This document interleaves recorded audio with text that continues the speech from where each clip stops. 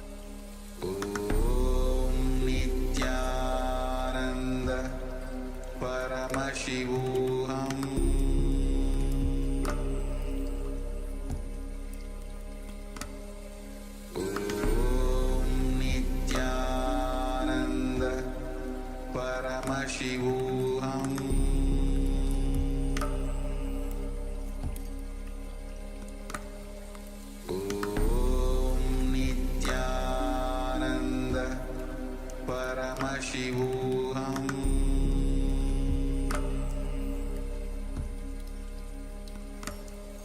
Om Nithyananda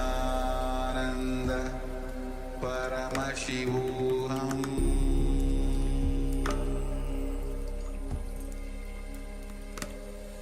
Om Nithyananda Paramashivoham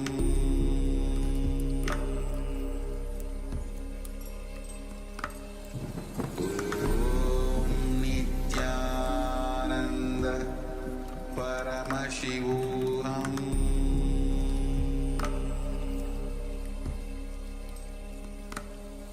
Om Nithyananda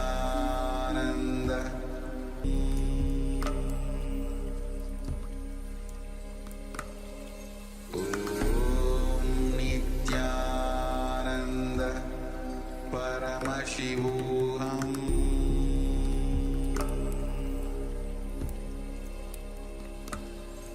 Om Nithyananda Paramashivoham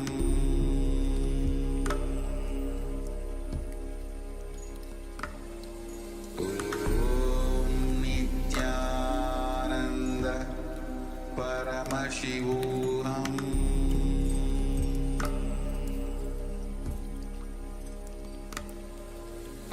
Om Nithyananda Paramashivoham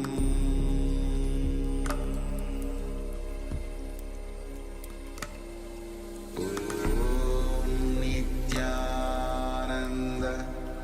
Paramashivoham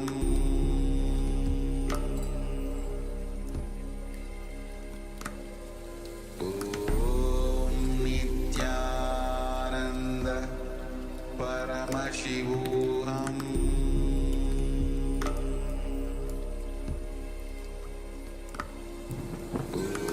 Om Nithyananda Paramashivoham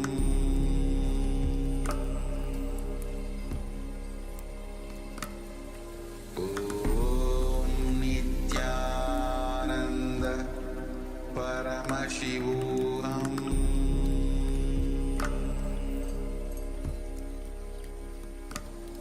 Om Nithyananda Paramashivoham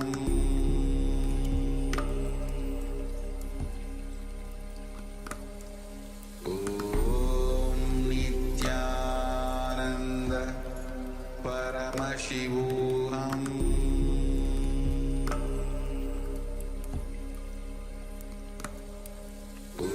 Om Nithyananda Paramashivoham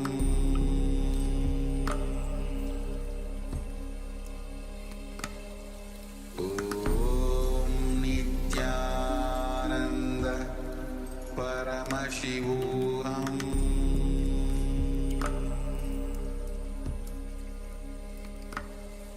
Om Nithyananda Paramashivoham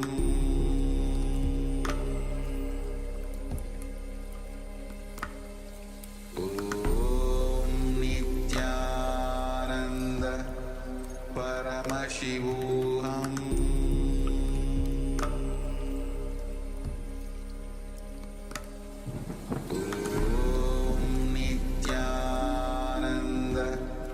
Paramashivoham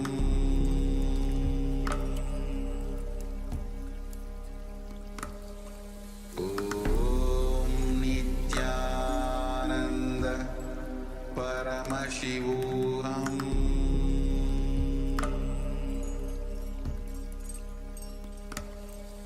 Om Nithyananda Paramashivoham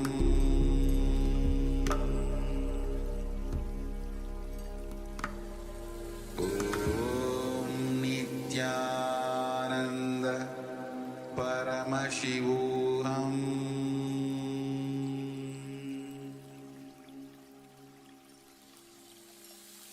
I bless you all. Let you all open all your three eyes.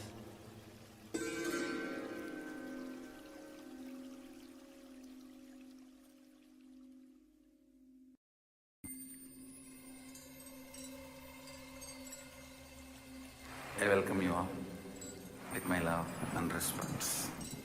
Let you all open all your three eyes. Om Nithyananda Paramashivoham.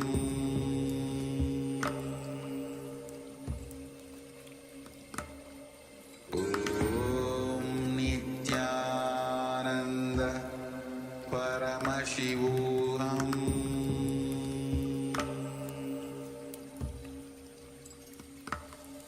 Om Nithyananda Paramashivoham.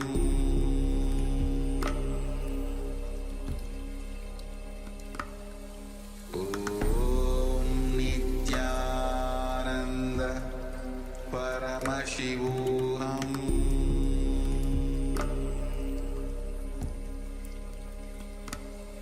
Om Nithyananda Paramashivoham. Om Nithyananda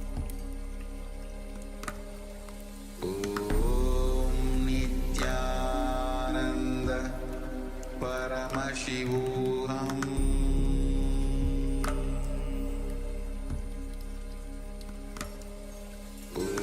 Om Nithyananda Paramashivoham.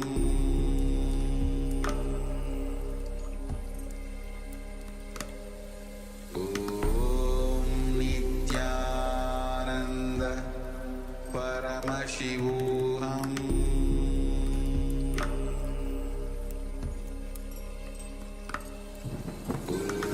Om Nithyananda Paramashivoham.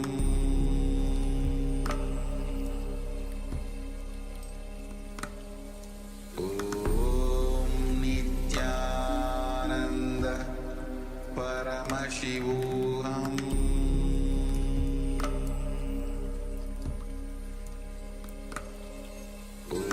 Om Nithyananda Paramashivoham.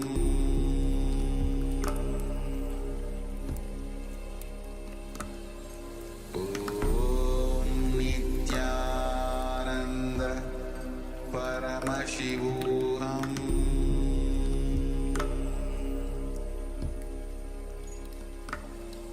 Om Nithyananda Paramashivoham.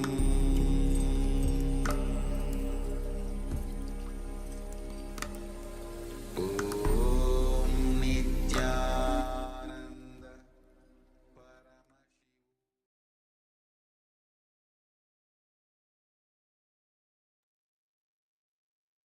Yes. Now, whatever Swamiji manifested through the third eye, whatever you've seen on the page number 45, you can put it in the chat.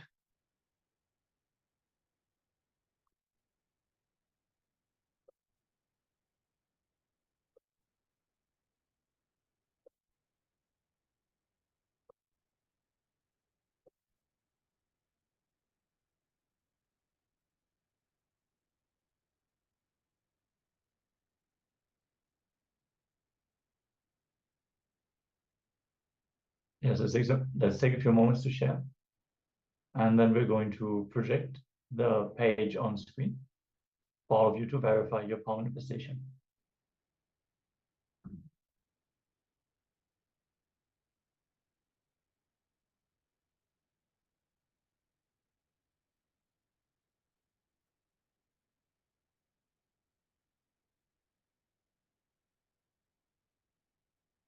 Yes, we're now going to project the page and read it out for you so you can verify whether this aligns with what was revealed to you.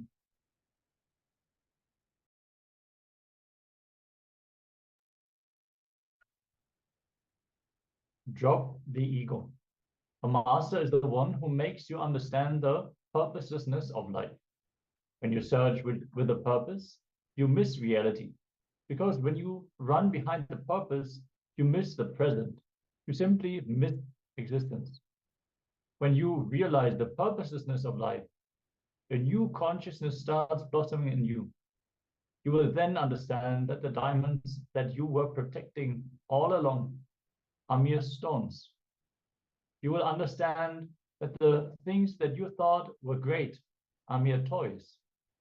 You will understand that money is not the real bliss that you are seeking. You are seeking beyond it.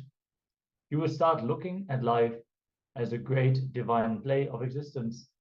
You will enjoy the dreams, the drama, and play your role with utmost enjoyment and perfection. You will not live for goals. You will live for the sake of living and enjoying life. Understand that I'm not saying that you should stop earning money. Without money, there's nothing you can do in life.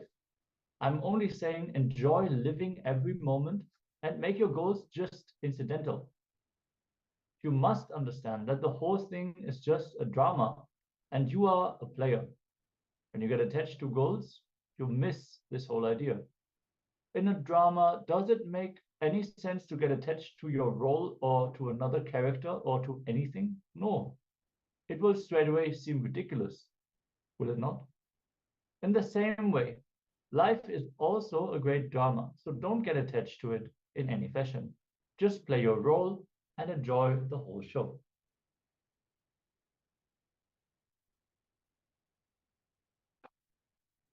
Yes, if you have seen this or any of the sentence, it has been revealed, you can put it in the chat.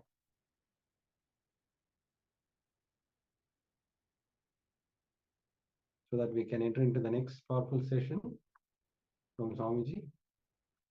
On Shivoham, you are not you. It's a powerful revelation from Swamiji. Have a book and pen along with you so that we can enter into the powerful session where Swamiji is revealing all the powerful cognition.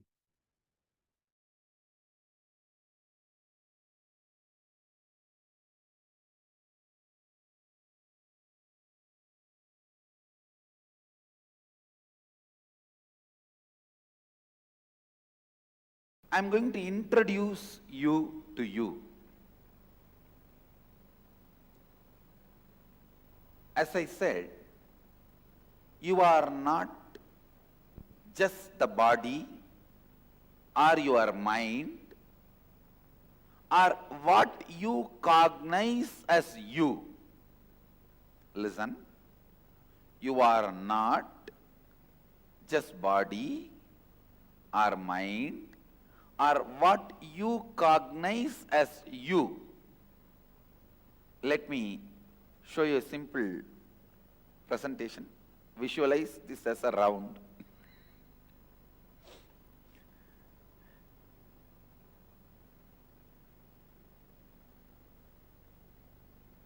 I am trying to redraw whatever is projected.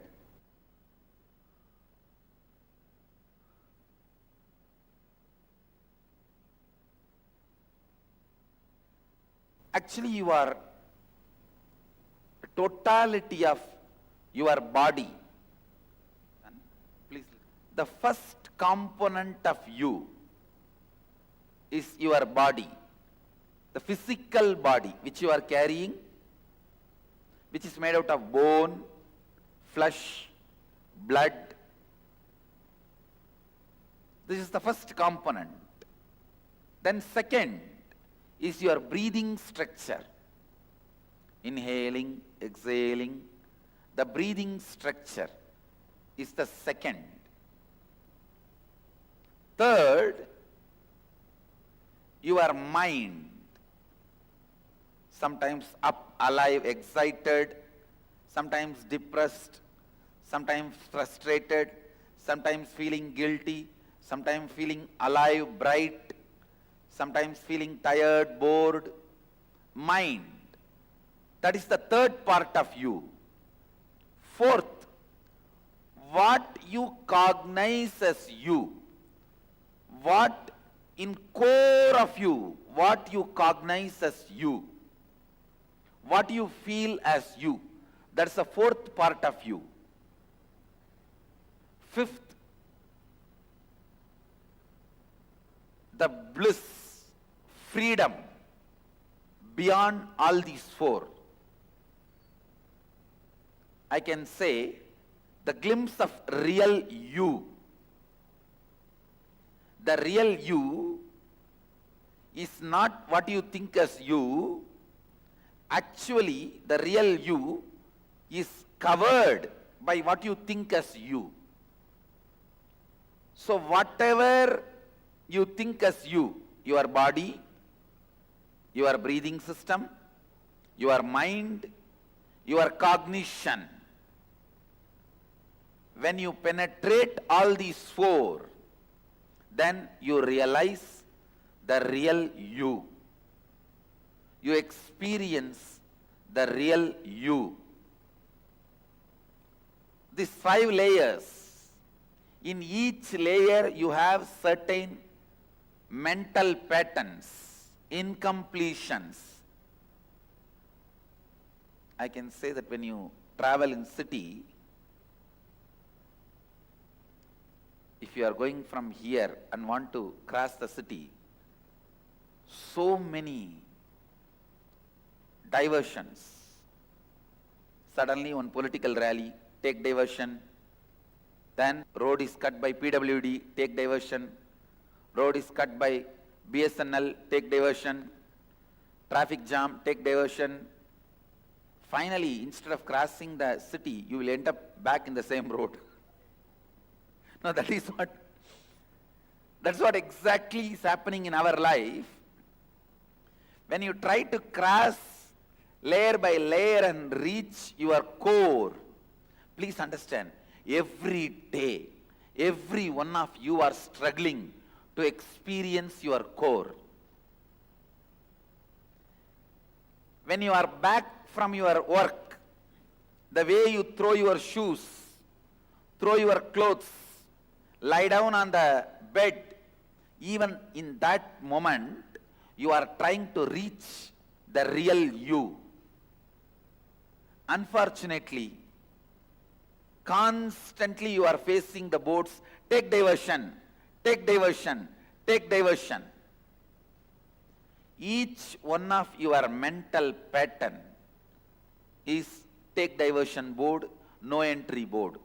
Take diversion, no entry, road closed, maintenance work going on, sorry for the inconvenience.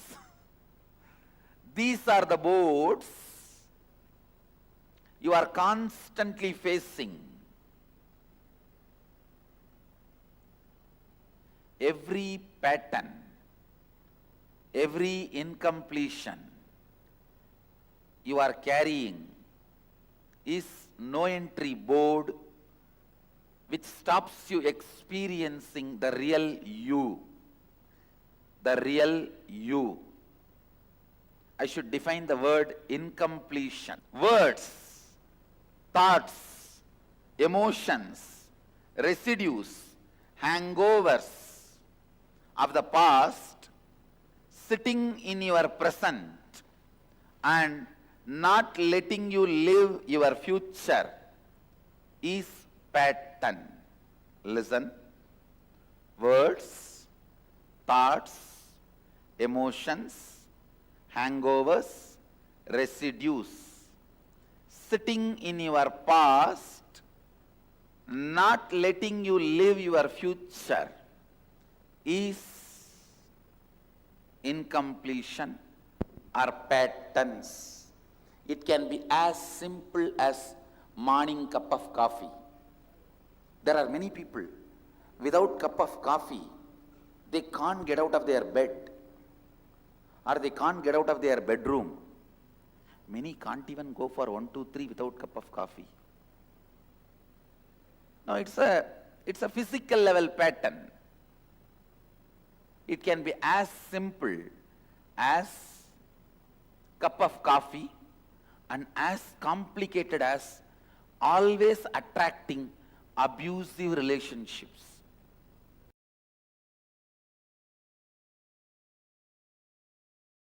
I was expanding on love current of Mahadeva. And Isavasya Upanishad, 10th verse.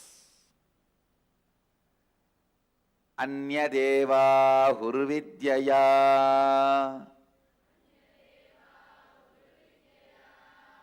Anyata huravidyaya Idi shushruma dhiranam Enastat vichachakshire. Please recite along with me. Anyadeva hurvidyaya Anyata huravidyaya Iti shushruma dhiranam enastat vichachakshire. Yes. The translation. It is said that by Vidya, the knowledge cognized from the right context of grasping the truth, consciousness, and the superficial knowledge acquired from the wrong context of grabbing without cognizing the subtle truth, certainly a different result is achieved. Similarly, it is said that by avidya, the authentic actions and the ignorant actions, a very different result is achieved. Thus, have we listened from those wise beings who have explained that absolute principle to us. Essence, the sacred secret, the key truth from this verse. The context you set for you. Please understand. The context you set for you before entering into action or life is more important than your decision of entering or not entering into life and what you do or don't do in life. Listen once more. The context you set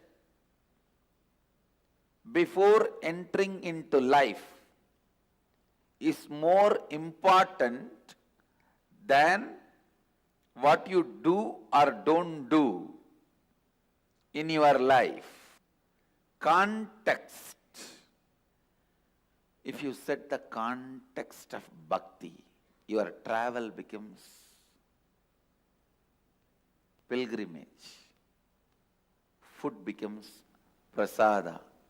Water becomes tirtha. Ash becomes basma. Music becomes kirtan. Man becomes human. Understand, setting the context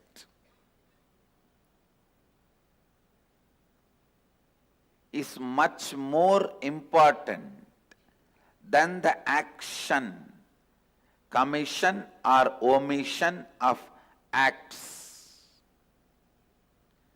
Doing something or not doing something.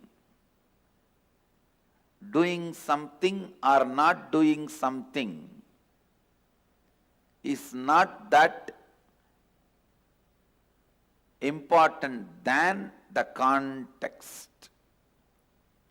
So all the outer world rules and regulations, whether it is simple traffic rules or the law of the land, is based on the action performed. Commission and omission of acts, because outer world can understand only that Outer world functions only with that. Outer world can measure only up to that. In search of stability and surety, possibility is forgotten. Listen. Yes, outer world can grasp only that. Whether you walk in the left side or right side, you should walk or not in the left side or right side. It can only go to that extent. Outer world can understand only that extent is not wrong, but they try to become fanatically declaring only that much exists is something seriously wrong.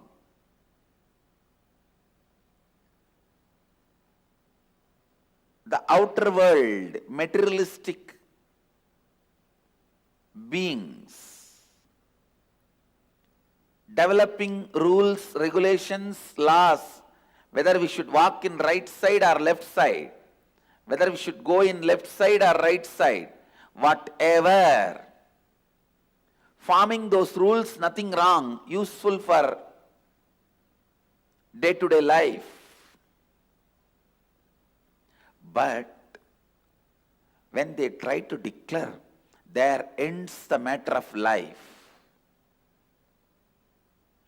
Nothing further exists. Something is seriously wrong. Then something is seriously wrong. Things which may be conducive, guiding you in day-to-day life, may not help you, may not be conducive, may not be useful in life and death life. Understand? There is something called day-to-day life and something called life and death life.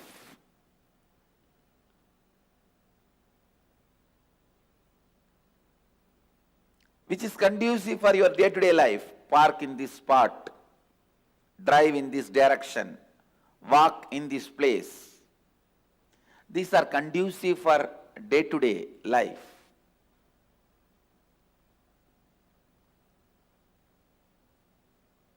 When these people who form the day-to-day life's laws, rules, try to dictate the larger truths or interfere in the field of larger truths, there starts confusion. There starts ignorance. There starts manipulation. There starts exploitation. There is no lane system among the planets. There is no lane system in life and death, traffic.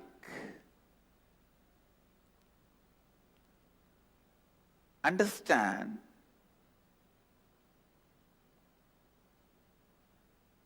the context set for day-to-day life may not be sufficient for life and death life.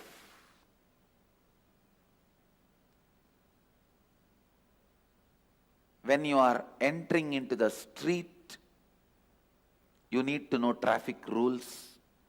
When you are entering into life, you need to know the laws of life, the truths of living enlightenment. Setting the context before you enter into life.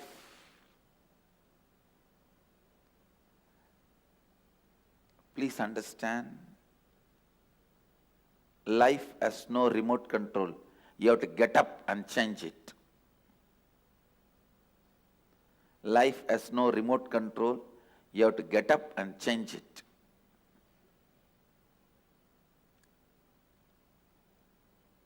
Setting the right context before you enter into the life.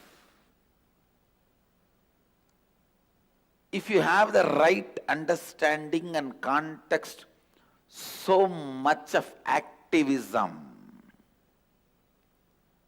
So much of activism will be there in you. Please understand, being alive, active, intensely active is one of the first qualification for spiritual life.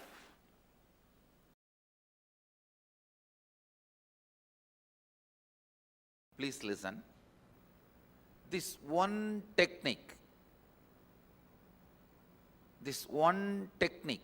can give you whatever you want and lead you to the space of not wanting anything. Enlightenment itself. Please listen.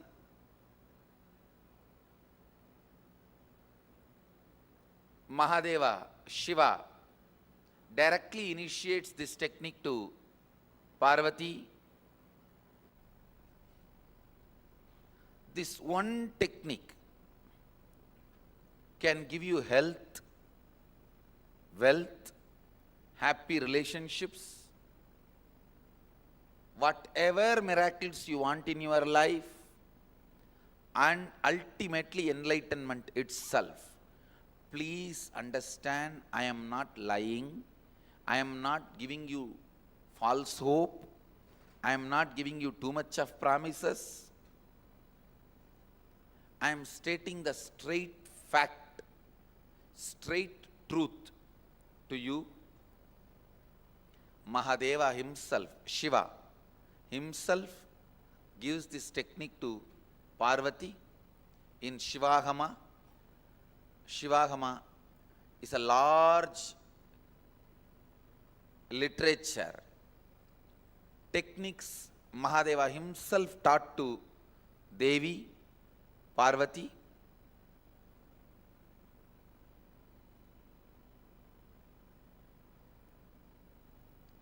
It is Mahadeva's words, but I also experienced it. So I also stand for this technique and the truth revealed in this technique. This is from Shivoham, the portion called Shivajnanopanishad, Vijnana Bhairava Tantra, 94th verse, 22nd technique. Mahadeva is beautifully describing. I'll explain this technique and then give you exact procedure how to do it. Please listen carefully. Chittat yantaha kritir nasti mamantar bhavayet iti vigalpanam abhavena vigalpair uchito bhavet.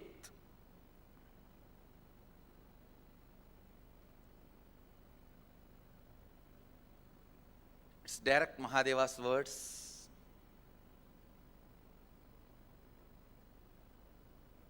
I'll read out the translation. Consciously feel within the mind stuff of past memories of incompletion with its activities as mind, intellect and ego are not existing in me. By contemplating this way in your inner space, disidentify from the past impressions and memories of incompletion. Put your active attention at the space of the past happening. Relive these imagined impressions and memories of incompletion.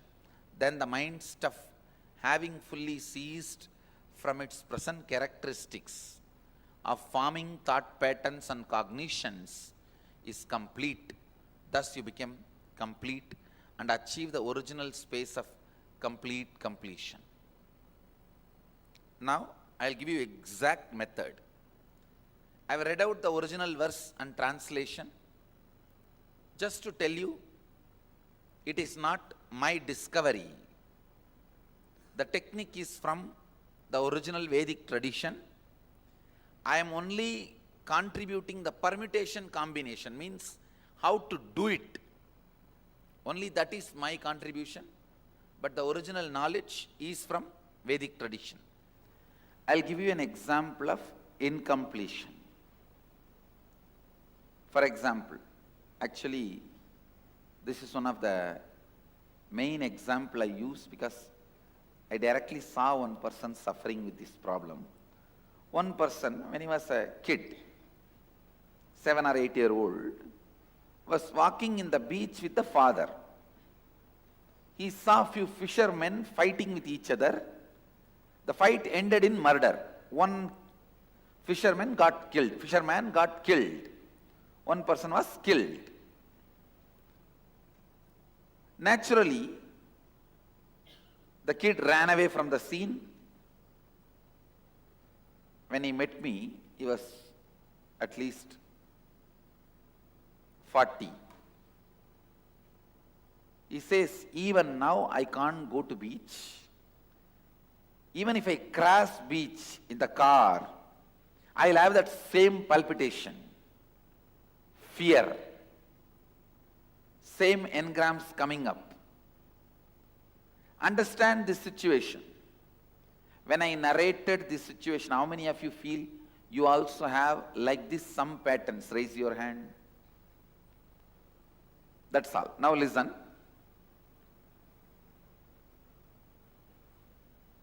The situation, the incident which happened, the child is walking and he is seeing 3-4 fishermen, few of them fighting with each other. One got murdered. That situation, that is the root incident.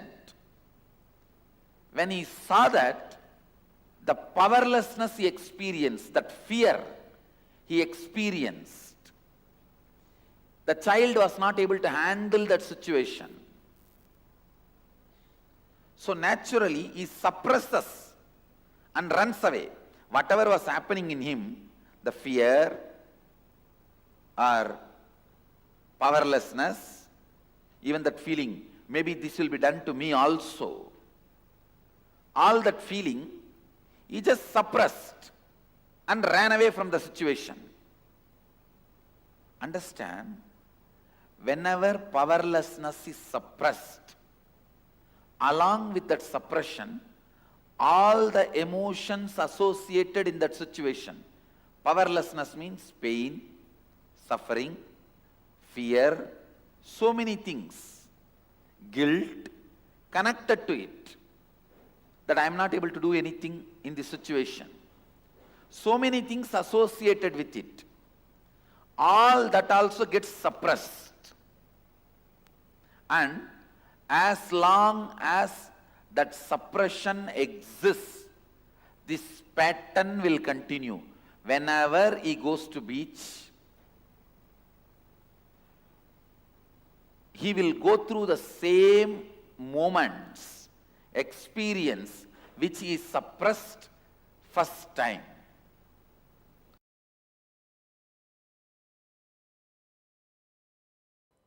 You can easily be put in pain if you are a business-natured person. Please understand. If you are a business-natured person, only one of your shop getting attacked is enough, you will move out of politics. Or you will move out of all the power game. Always try to catch your nature based on your root pattern and fulfill that. That will bring tremendous feeling that you lived. Please understand. The feeling that you lived, that fulfillment that you lived, that is the first step for enlightenment. See, there are extraordinary Paramahamsas who doesn't even need to enter into life, who can just get everything out of their system and directly get enlightened. But 99% of us are not that way. We get into the regular life and go through the ups and downs and root pattern and everything. Only through this way we are going. So, 99% of us, the way we are traveling, please understand, the fulfillment you lived, Self-actualization is the first step for self-realization. The feeling you lived is a basic requirement. In Vedic tradition, we call that as Pratyagatma Chaitanya Jagrata. The individual consciousness getting awakened in the body. Please listen. You don't have to memorize the word, but at least listen. Pratyagatma Chaitanya Jagrata. The individual consciousness, which you ultimately conscious is not is individual, it is cosmical. It is cosmic. But the individual consciousness, which you perceive as individual consciousness, getting awakened in your body, that is the first step. When that awakening happens, you will have a deep fulfillment. A Vaishya should be Vaishya.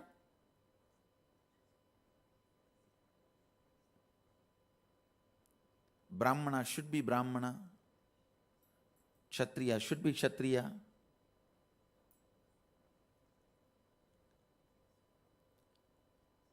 But I don't want to say the Vedic tradition does not allow the growth of the individual. It allows by the inner transformation. Inside, if you have transformed, you can evolve. There are thousands who are born as Shudras, worshipped as Brahmanas by the Brahmanottamas. Kashi is the example. Adi Shankara, the greatest architect of modern day Hinduism, establisher of all the Brahminical Sampradayas, fell at the feet of the Chandala. Not even Shudra, lower than Shudra. Later on, his disciples who are not able to digest that he fell at the feet of Chandala, made Chandala as the incarnation of Vishwanatha. That is different. But the truth is he fell at the feet of Chandala. That's all. That's a fact. Means what? Vedic tradition does not stop growth, but the growth should always be propelled, initiated, incited from inner space. Not that for the sake of external comforts, you can try to act as if you are moving to the next ladder.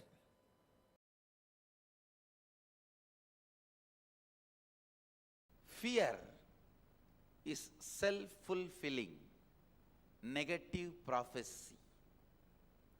Please listen. Nothing hurts you in your life than fear.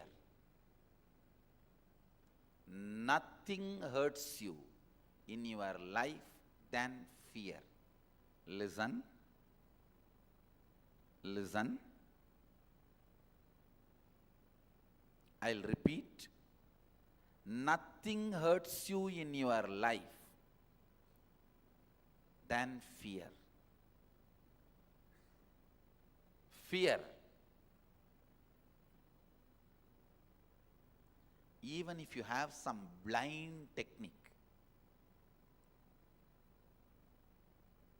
to break the fear, I tell you, follow it. Now people have really some blind techniques. Just they will chant some stotra, some God's names, or some mantra, or even sometimes cinema song. Now people have their own ways in the night time to walk alone, as if that cinema song will drive away all the ghosts and drive away all the negativity. People have their own, but I tell you, even if it is a crude, raw, blind techniques, anything which can break your fear, even divert your fear, I am not even saying breaking, even if it can divert you from your fear, please use it, because nothing can damage you more than fear. I am making one more statement. Listen, very important statement. There is nothing you can learn from your fear. Please listen. You always have a justification. Oh, only if I have fear, I will think and take proper decisions. No.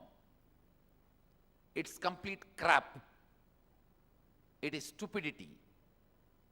Fear cannot give you the intelligence or the capacity to reason to take right decision.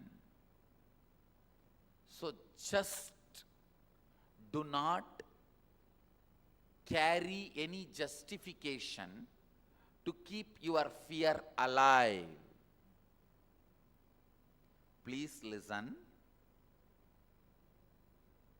How many of you have some justifications to keep your fear alive? Raise your hand.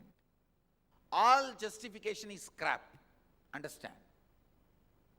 Make this as a clear understanding within you today. Fear does not help you or awaken your right intelligence to take decision. Out of fear, you never made right decisions. If you believe the fear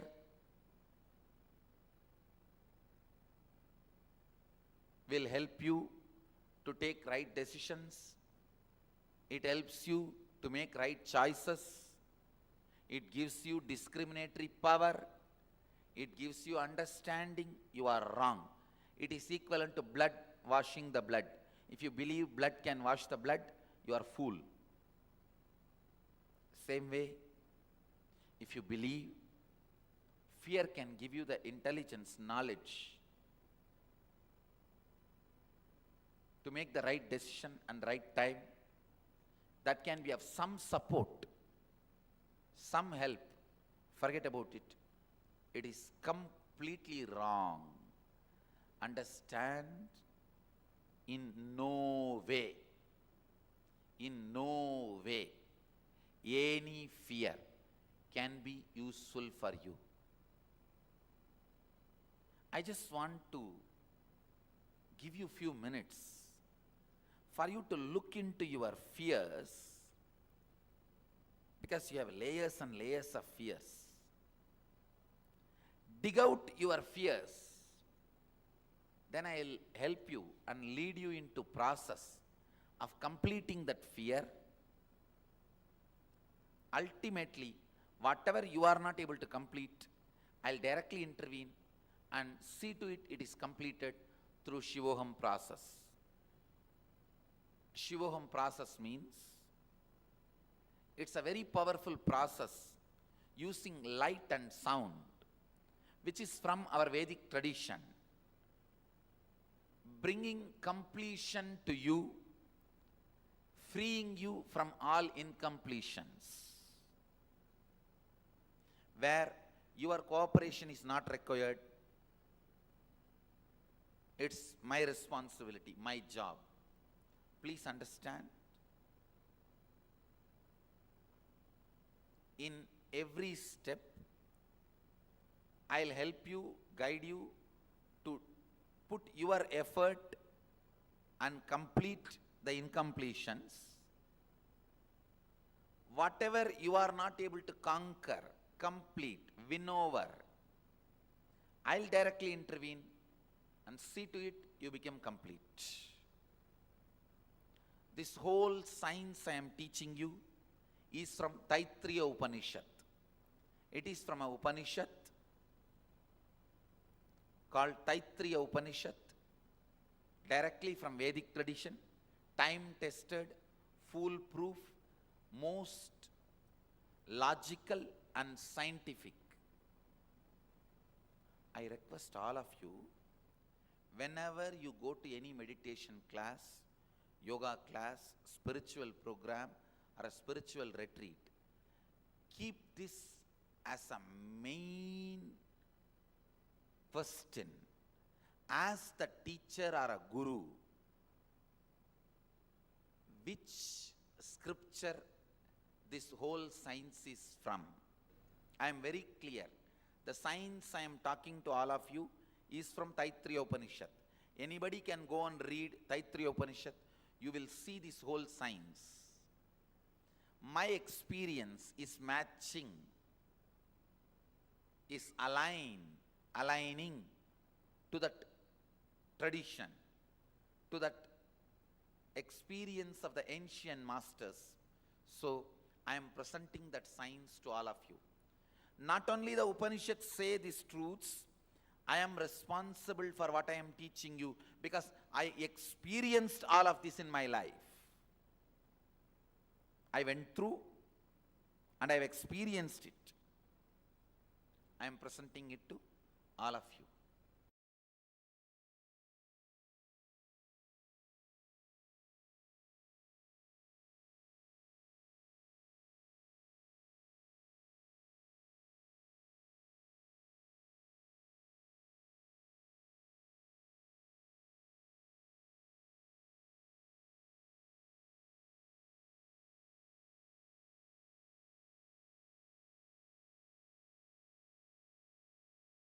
Think this Kriya helps people to receive teleported objects or materialize. I designed this Kriya mainly only for curing memory loss. Means curing all memory related problems, issues. But after doing R&D with this Kriya, I realized that part of the brain is also getting awakened. See, your memory and part of the brain which is related to receiving teleported objects, both are one and the same. Telepathy and teleportation, both parts are one and the same. So I see people getting awakened to that power also.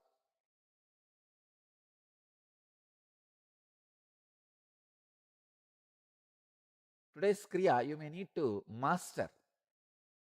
Means at least 48 days you should do. Only then completely the problem will be cleared, but it will be healed once for all. This Kriya will heal all problems related like Alzheimer's,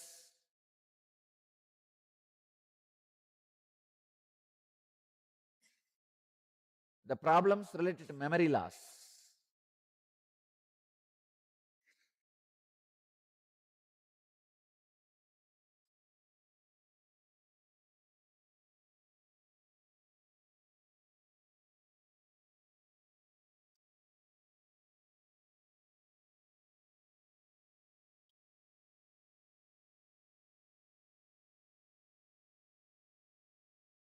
Please come to the Virasana. Virasana is from Garanda Samhita Upadesha 2, verse 17. Place one foot on the other thigh and fold the other foot backwards. This is termed as Virasana. Sit in this posture and inhale and exhale in a relaxed way for a few seconds. Let your body settle with that muscle tension.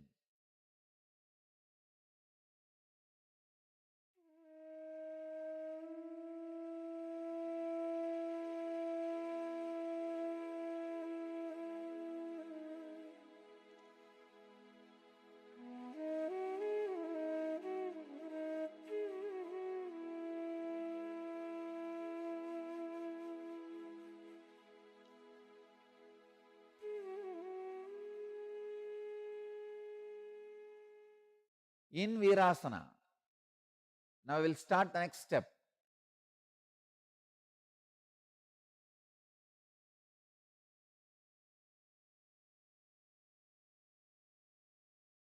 Nada Kumbhaka.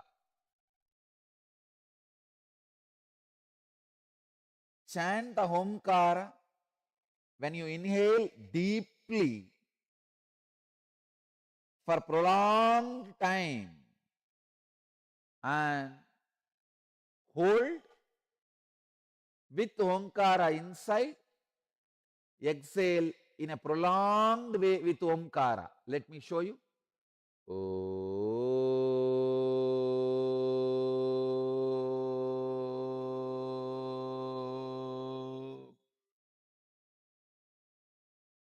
Inside also when you hold.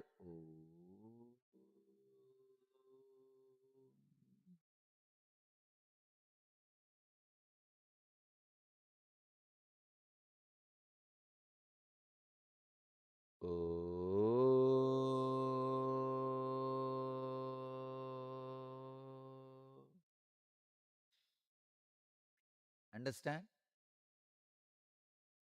When you inhale with a prolonged way,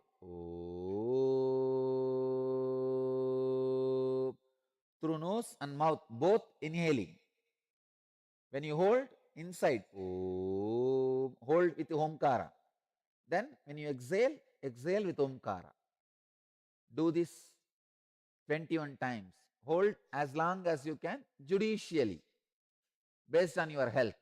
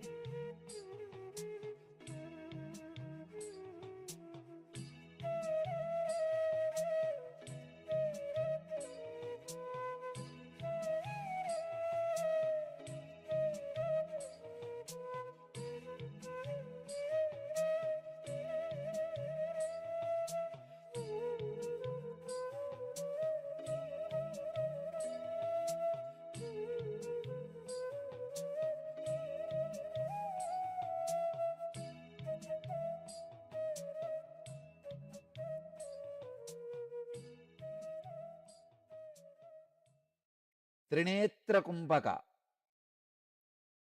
Let me describe. It is Kumbhaka Patati, 192nd verse. Inhale first through through left. Then again inhale through right.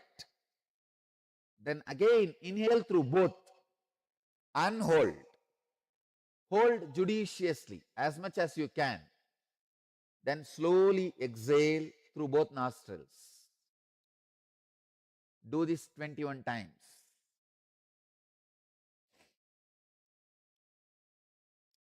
Inhale through left without exhaling. Inhale through right also.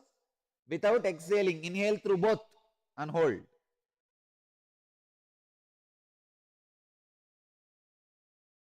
Hold judicially as long as you can, and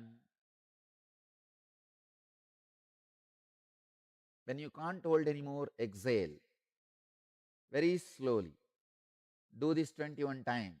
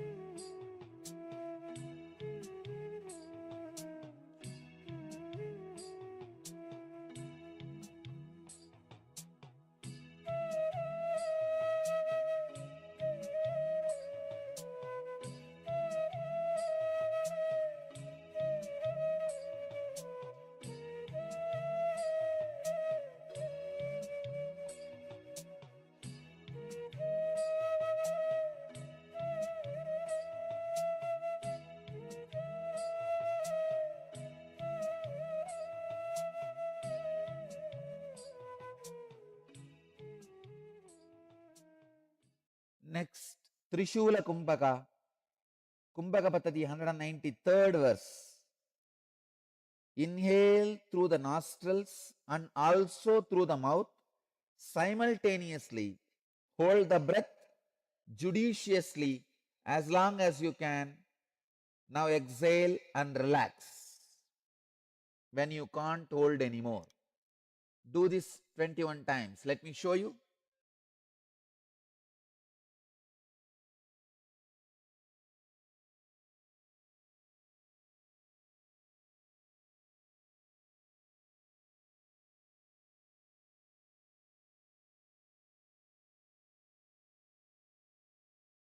Do it 21 times.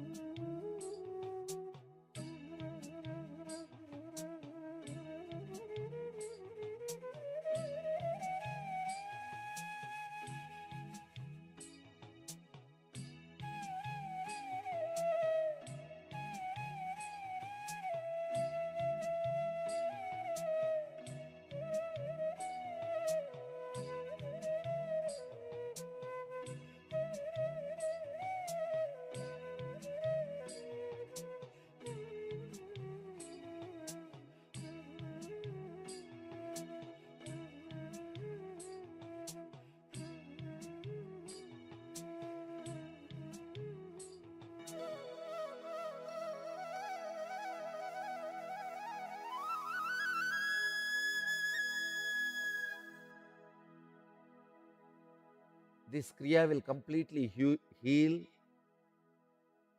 and cure all the problems related to memory loss. And if you do this regularly, your memory will be enhanced.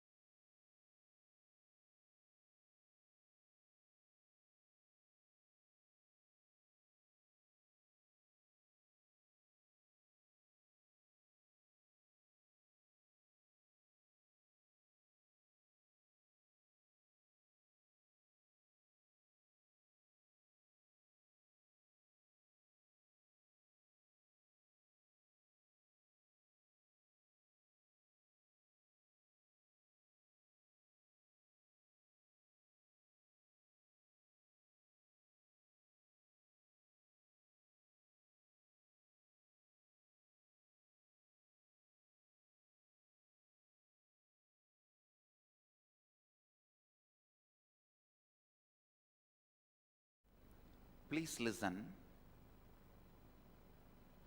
Nothing hurts you in your life than fear.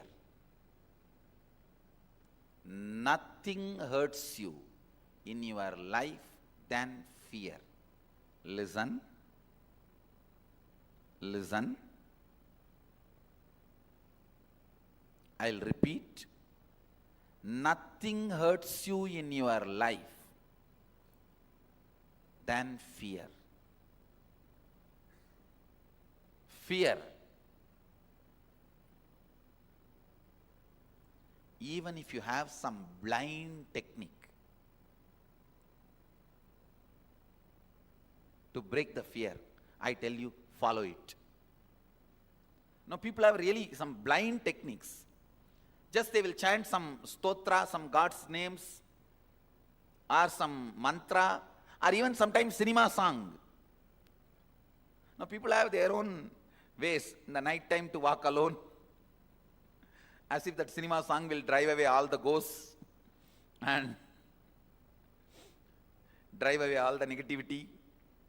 People have their own, but I tell you, even if it is a crude, raw, blind techniques, anything which can break your fear, even divert your fear.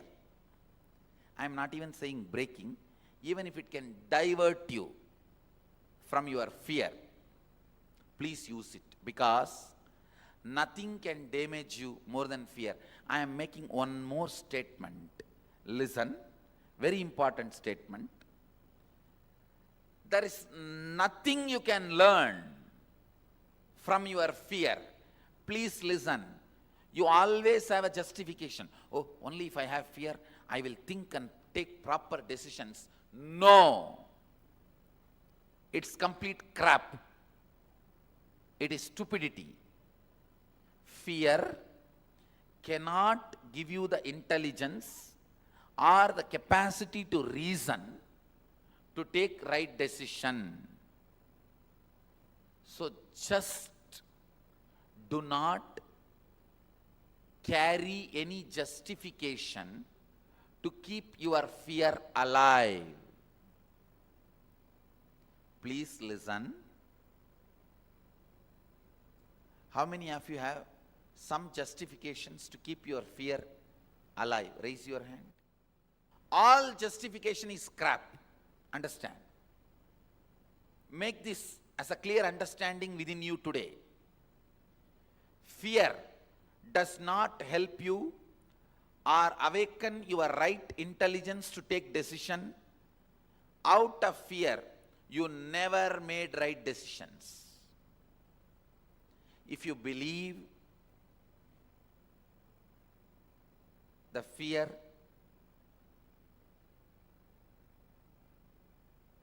will help you to take right decisions, it helps you to make right choices, it gives you discriminatory power, it gives you understanding, you are wrong. It is equivalent to blood washing the blood. If you believe blood can wash the blood, you are fool. same way, if you believe, fear can give you the intelligence changed. I was raised.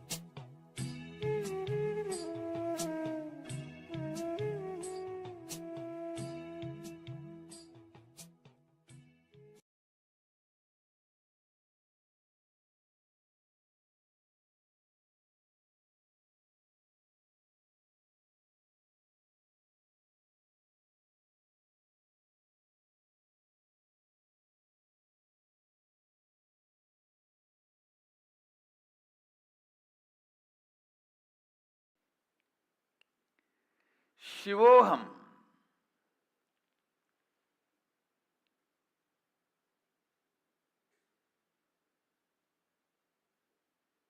This truth is not only a reality, it can be a powerful medicine, antidote for all the root patterns you develop, parental conditionings you develop, societal conditionings you develop, and all the patterns with which you struggle, suffer. Understand? All the patterns with which you struggle and suffer. Mahadeva releases you. Mahadeva, listen, releases you from all the conditionings. The moment you remember, meditate, create the space of Shivoham. You need to know, Mahadeva is not the totality of some dead qualities. It's like if you have poverty, meditate on richness, immediately poverty patterns will be broken. No! That is only a formula. If you are weak, meditate on power, immediately you will start receiving the power. It's a technique. If you are ignorant, meditate on knowledge and your knowledge will start opening up in you. It's a methodology. Mahadeva is not just totality of some good qualities. He is alive. When you invoke him, when you invite him, he just happens so powerfully, so beautifully, so alive, living. He just makes all this parental conditioning, social conditioning, societal conditioning, root patterns, engrams, he just makes them disappear, melts them away. When you invoke Mahadeva, Shivoham in you, don't think it is a technique. It does the help of technique also. If you do a technique, what all help will happen to you? If you do a meditation technique, what all the good things will happen to you? That also happens when you invoke Mahadeva in you. But that does not mean Mahadeva is the totality of these few dead qualities. No. He is a living, vibrant consciousness. See, if it is a technique, for example, if you have 5 layers of ignorance, if you meditate on knowledge till the 5 layers melt down, you will experience the knowledge. If you feel weak for last 10 years, if you meditate on power at least next 10 months, then slowly the weakness will melt down. You will feel power. That is a technique. If you have a blockage in your Kundalini energy flow, and blow your nose, do the pranayama and kriya properly till that blockage is removed, Kundalini will be awakened. That is a technique. But when you meditate Shivoham, it is not the strength of your meditation is going to decide the experience of Shivoham. No. He is conscious intelligence. You invoke him, you request him, Prabhu, please be awakened in this body, in this mind, in this buddhi, in this intelligence. Let you radiate whatever I know as me, aham. I am surrendering at your feet. I am completing it at your feet. Let you be.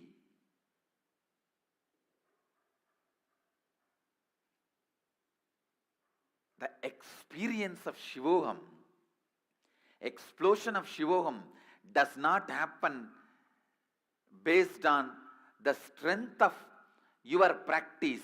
No. It happens because he is intelligent. He is consciousness. So he just explodes. It is not like a technique. What you do, you get the result. No. You invoke him, he fills you. He is there.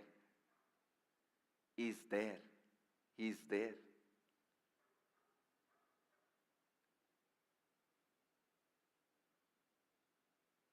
So don't think if I chant crore times Shivoham, then Mahadeva may occupy my whole being, then I may experience Shivoham. No. He is not going to see your japa bank balance. How many crore times you chanted Shivoham? No. You invoke him, he is there. Because he is consciousness. Understand? This is the biggest difference between atheistic non-dual philosophies and theistic non-dual philosophies. In theistic, listen, in atheistic non-dual philosophies, they say any quality you meditate, you imbibe that quality. In theistic non-dual philosophy, we say, apart from the power of our meditation, that quality, source of that quality is intelligence, so it fills you the moment you invoke it.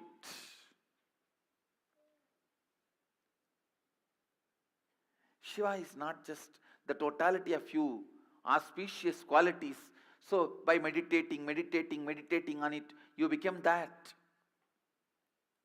He is totality of auspicious qualities and consciousness. That is why when you invoke him, invite him, he occupies you and graces through you, radiates through you.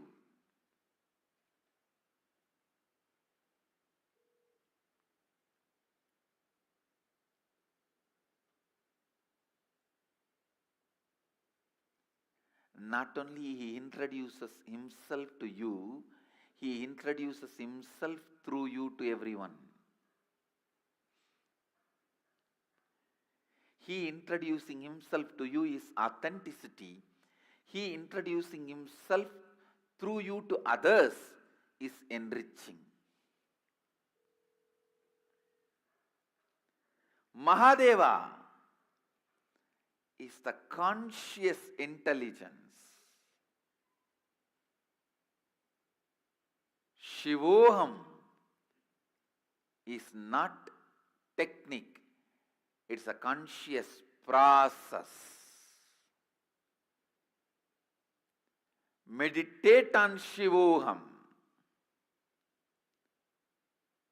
Don't think your japa repetition, the strength of your meditation is going to bring the results. No. He is conscious intelligence. You meditating is nothing but invoking him, requesting him to fill you, to radiate through you.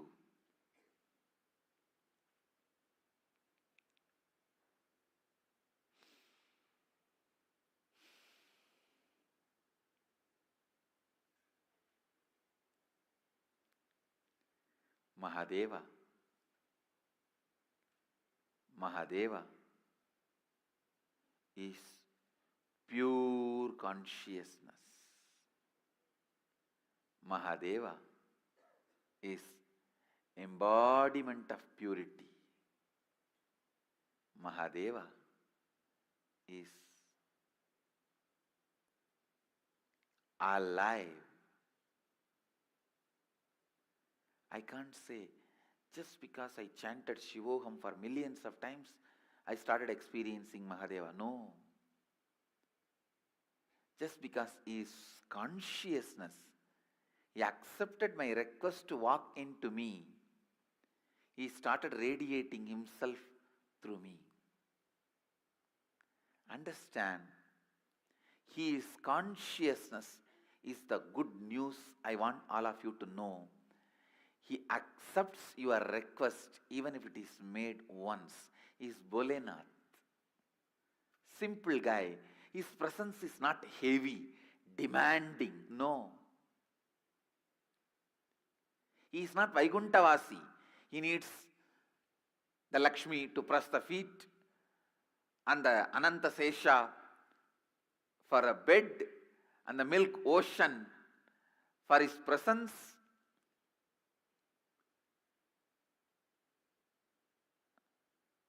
And all the best things, Shamantaka, the best, greatest jewelry for wearing. No, I am not disrespecting Vishnu. All I am trying to tell you is, Mahadeva is Bholenath. Even if you are already depressed like a cremation ground, you are almost there, your whole mind is dull, dead, depressed cremation ground, even then, he is happy to dance there. And all your thinking, feeling, everything is full of negativity, negativity, negativity, negativity like a ghost. Even then, he is ready to have you as his companion. Understand? He is too simple and his presence is not that heavy. His presence is powerful but not heavy. Heavy means demanding. Powerfulness is different. Heavy is different. He is Bholenath. His presence is never demanding. His presence is so powerful, but not demanding. Understand? Invoke him, request him, pray to him, ask him, invite him to your inner space. Mahadeva, whatever I know as Aham is a bunch of my root patterns, social conditionings, parental conditionings, layers and layers of patterns, samskaras, and the past life karmas.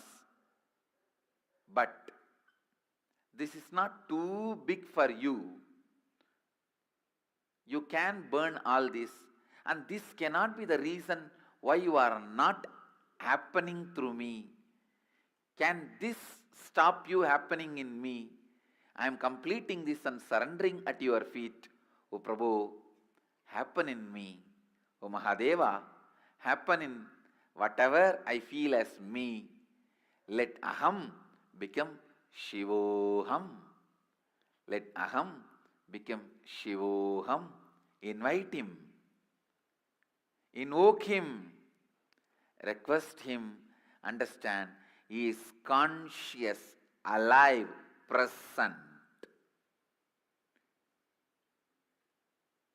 I can't say he happened to Brahma and Vishnu and Devi on this very day. I should only say he is still happening. He is happening. It is past, present, future, continuous tense. I will create a new tense. I can't say it is past tense, present tense, future tense, or past, present, continuous tense. Past, present, future, continuous tense. That's the meaning of eternal. That's the meaning of eternal. Understand? He is Bholenath. He is powerful, but he is not heavy. is not demanding. You can have 10,000 SDHD, self-doubt, self-hatred, self-denial, but that cannot stop Mahadeva getting invoked in you. He can just happen and remove, burn all those SDHDs in a second. The moment you invoke him, he burns it away. I tell you, Shivoham is not just technique, it's a space. It's a powerful space.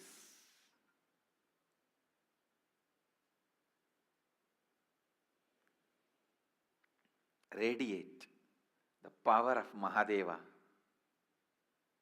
Radiate the power of Mahadeva. Radiate the power of Mahadeva. Shiva, Shiva, Shiva.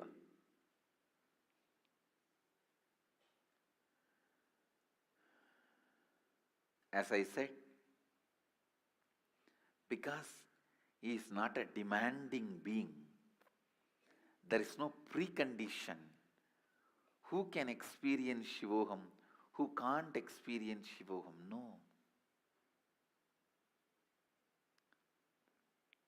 Invite him authentically. Invoke him authentically.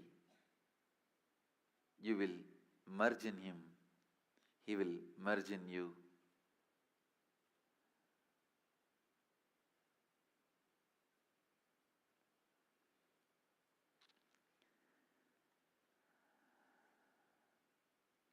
The ocean of consciousness, pure consciousness, Mahadeva, happens and radiates. He radiates. He happens. Shiva, Shiva, Shiva, Shiva, Shiva, Shiva, Shiva. Essence of today's satsang. Invoke him, invite him.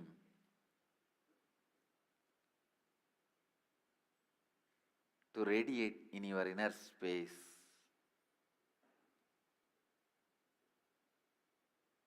With the power of Shivoham,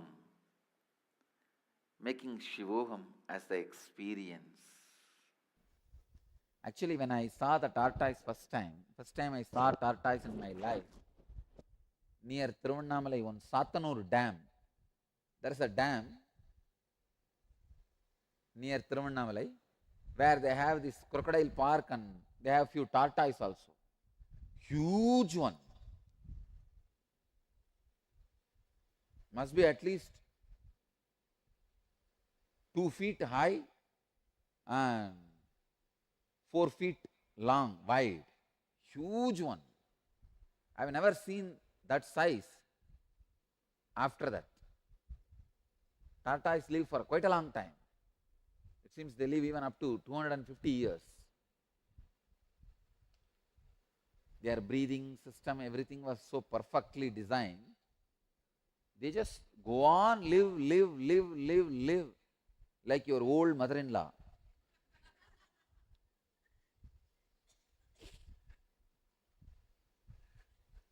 Or the old father-in-law who is sitting on a lot of property. If your father-in-law is sitting on a lot of property, you will really feel he is living very long. Huge size.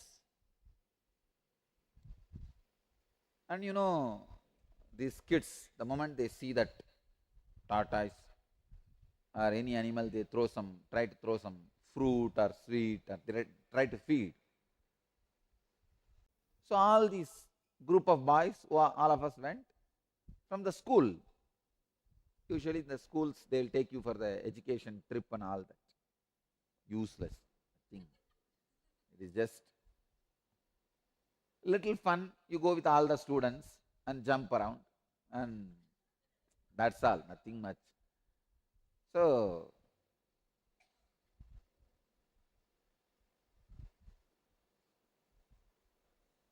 even the crocodile was eating the jalebi and murukku. That's what we got. That's the thing we carry when we go for these trips. But I was surprised. A small piece of snack was thrown at this tortoise. The moment something touched him, he withdrew all the limbs. And we were waiting for him to put his head out and the legs out so that we can catch few photographs. The schools, when you go, that they will bring their own photographer. The camera will be almost this size, and like a box that guy will bring. At one place, usually that is the usual standard place in that dam. There is one Gandhi statue. All will stand there and take the group photo. It's like a typical ritual. You stand here and walk in line and hold each other's shirt behind. Really, so that you don't get lost in the crowd. And roll number 1, 2, 3, 4, 5, 6. Based on the roll number, they will stand. Still, I remember my roll number. The polytechnic, it was 731, and the school, I think 34. So all have to stand in the queue and hold the shirt behind and walk. The teacher who is in charge, that fellow had an affair with another lady teacher. So he will go away with her. There will be the class head, class leader. You have to hang around with that fellow. What that fellow knows? He is also of my age. Maybe a little tall. Usually the tall, well-built guy is put as a class teacher. And he is a little tall guy and well-built, that's all. And he will walk the same typical path and you will have to follow. And it's like you are sitting inside the train, you can see both sides, that's all. That's the only advantage. And dang, go and finally stop in one. There will be regular canteen. Already pre-ordered food will be there. Eat that and take little snacks, whatever you brought in your hand, and leave your bags and baggage, and then walk and go. There will be some monkeys too. You can throw a little for them. Anyhow, it is a typical trip. So all of us wanted to have a photograph with the tortoise. We waited almost for 2 hours. But that guy is not ready to come, not ready to put his head and limbs out. I have heard this example, this tortoise example, earlier itself from Kuppamal. It was such a sharp click for me. Wow. Yada samharate chayam kurmaha ankani iva sarvashaha indriyani indriyartebhyaha tasya prajna pratishtita. I thought this fellow is now in Samadhi and he is not going to take his limbs out. He is not going to be again caught in any senses. He is in his senses. Just like tortoise withdraws its limbs from all sides, when a person withdraws his senses from the sense objects, his wisdom becomes steady. When a person completely withdraws his sense organs from the object of the senses, like a tortoise withdrawing its limbs on all sides, then he is said to be established in intense unclutching.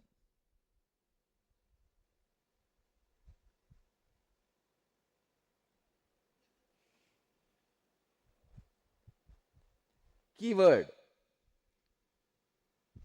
Yada samharate chayam kurmangani iva sarvashaga indriyani indriyartebhyaha.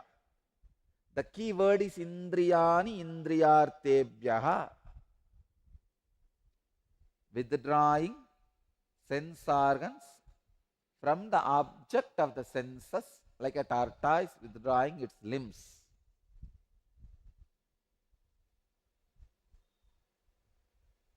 When you eat a sweet, the excitement or the joy you feel is from your own source, not from the sweet. If it is from the sweet, then why the 10th or 11th sweet is not sweetie? Why you don't feel the same taste, excitement by 11th or 12th sweet? As per the law, it is supposed to be expanding. 1 sweet, 2 sweet, then more excitement, 3 sweet, more excitement. But here, by 10th sweet, the excitement not only reduced, it's lost. Once I remember, this Dome Raja of Manikarnika Ghat. Dome Raja is the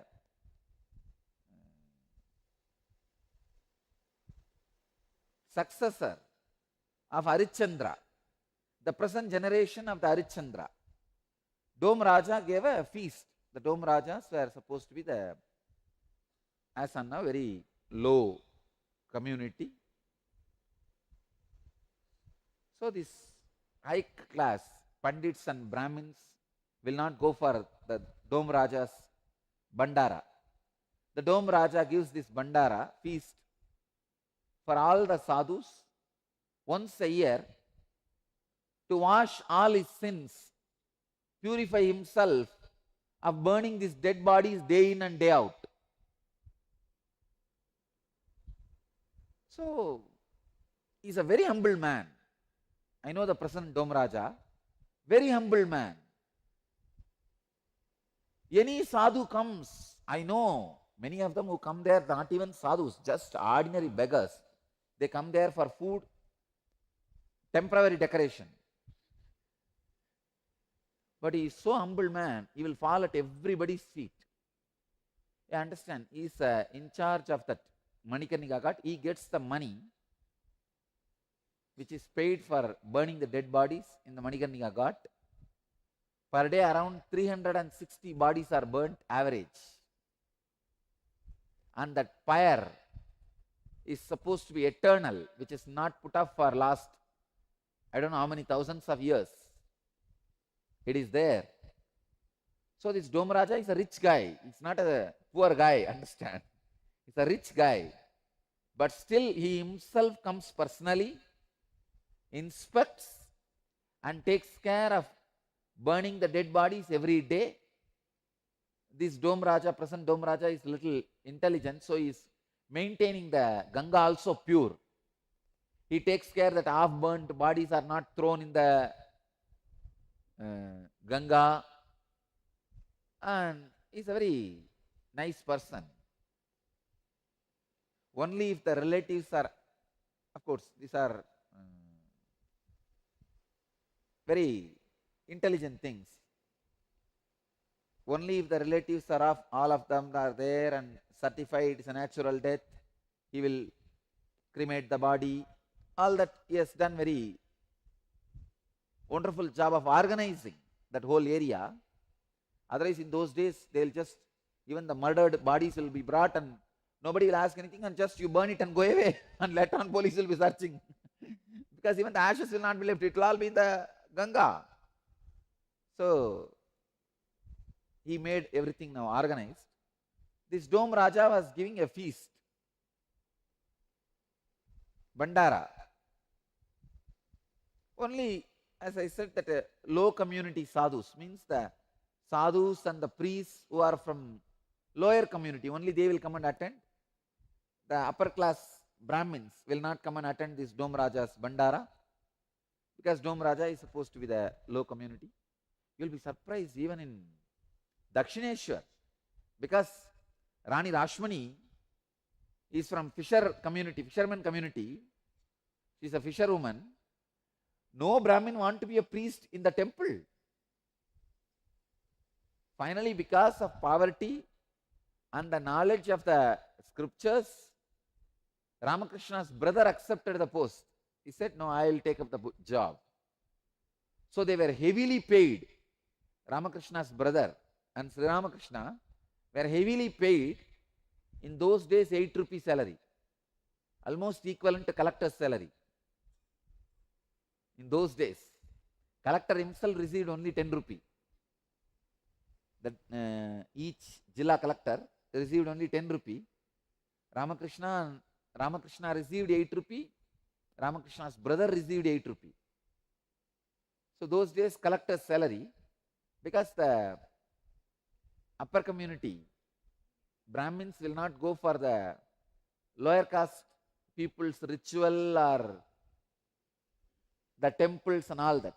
So this Dome Raja was giving a bandara. I don't have a caste or community problem. I said, come on, he's giving food, that's all. I had my death experience in Manikarnika Ghat only. After my death experience, when I came back, I was going around and that Dome Raja was talking to me in broken Hindi. Baba, what? 3 days you sat silently in dhyan, in meditation. I asked him, I told him, yes, I had some spiritual experience, Samadhi experience. Vishwanath gave darshan in my broken Hindi. I was trying to tell. The moment I said, Vishwanath gave me darshan, blessed me, he did not even think twice. He just fell at my feet and went round rolling. He just went round rolling, doing Anga Pradakshina literally. Then I asked him, Dome Raja, why did you not remove me from that area? Because that area belongs to him. Where I sat and had the death experience, that area belongs to Dome Raja. And Dome Raja and his servants, they came and sleep there.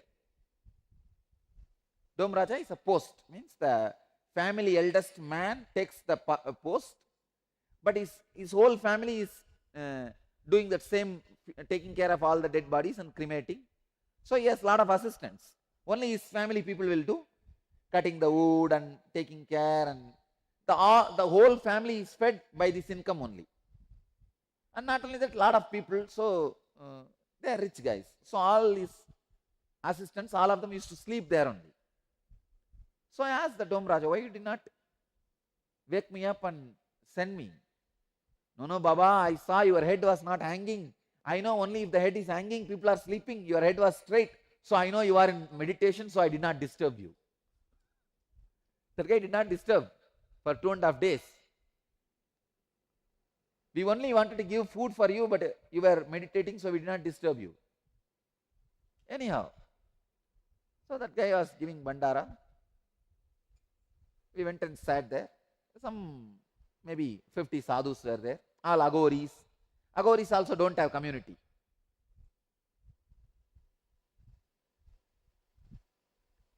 Agoris and some Vedantic sannyasis who are from the low community. Some Ramakrishna Mission sadhus. Ramakrishna Mission sadhus also don't care about the community.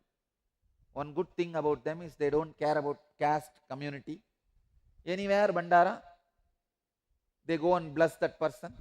And not only that, Ramakrishna Mission sadhus use that opportunity to sing the glory of Ramakrishna. Usually in the bandara time, you are expected to sing your Ishta Devata or Guru's glory as a song.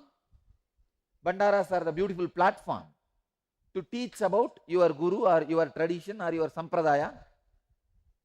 So Ramakrishna Mission sadhus always take that opportunity to come and teach about Sri Ramakrishna, and they will beautifully sing in Sanskrit the history of Ramakrishna in one beautiful stotra, in one verse.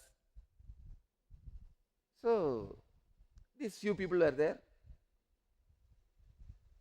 This Dome Raja, a very humble man, but because he is a villager, he has this strong faith. How much you feed, that much punya you will get.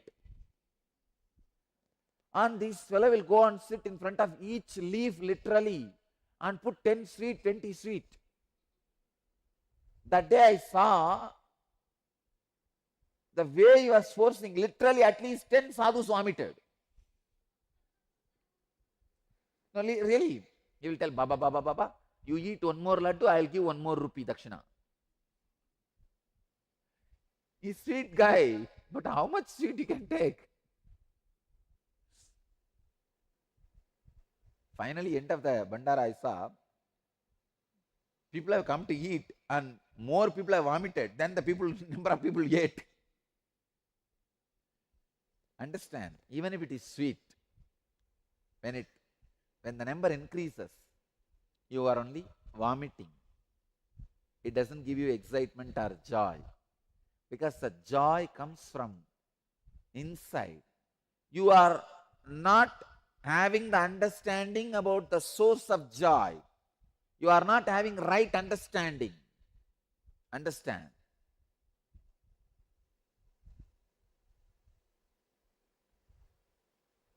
A small story. After closing time at a bar, a drunk was proudly showing off his new apartment to a couple of his friends. Fully drunk, he is taking his 2 friends and showing them his bedroom, where there was a big brass gong and a mallet. The friends asked, what is that big brass gong? The drunk said, hey, it is not a gong, it is a talking clock. The friends were not able to believe, they were astonished. He said, talking clock? Seriously? The drunk replied, yep. How is it work? Friend asked. Watch. The drunk replied. The drunk fellow picked up the mallet and gave the gong an ear-shattering pound. Dong!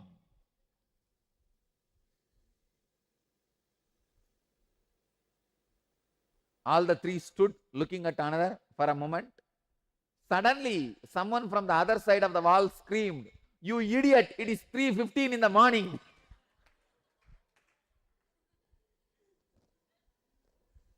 Understand? The sound is not coming from the clock. It is coming from the neighbor. Same way, joy is not coming from the sweet. It is coming from the Atman. Having the understanding about the wrong source, a wrong understanding about the source, will make your life hell and others' life also hell. Understand? As long as you are thinking it is the Irish clock, it's the talking clock, the neighbor cannot sleep.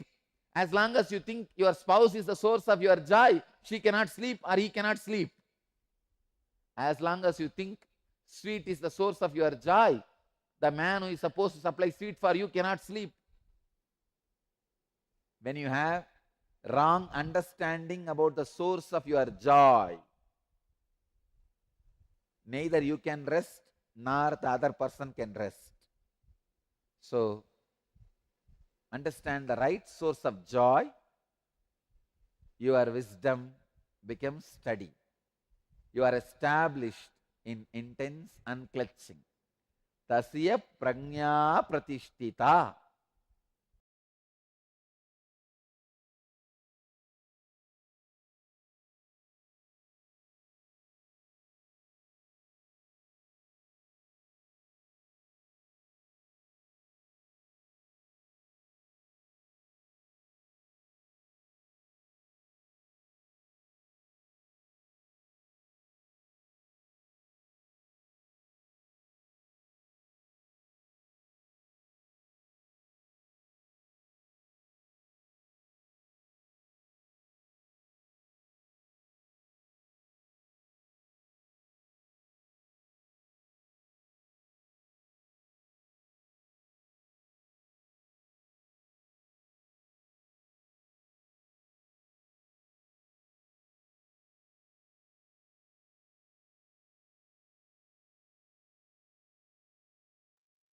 Yes.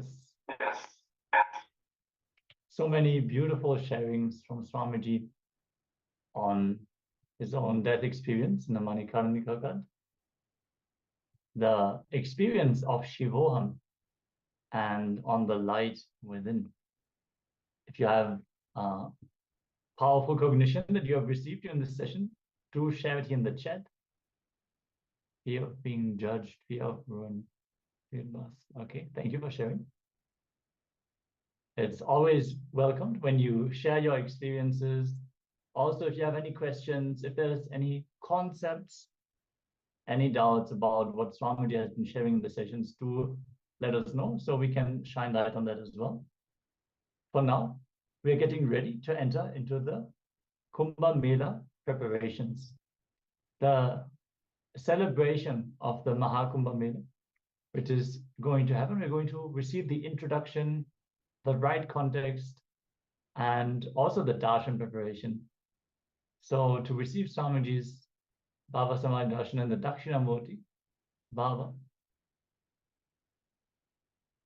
So requesting all participants to please come on camera and settle down as we're going to transition over. And we'll see you back with continued Acharya sessions right after the darshan. So stay tuned and let's all enjoy the darshan. Nithyananda.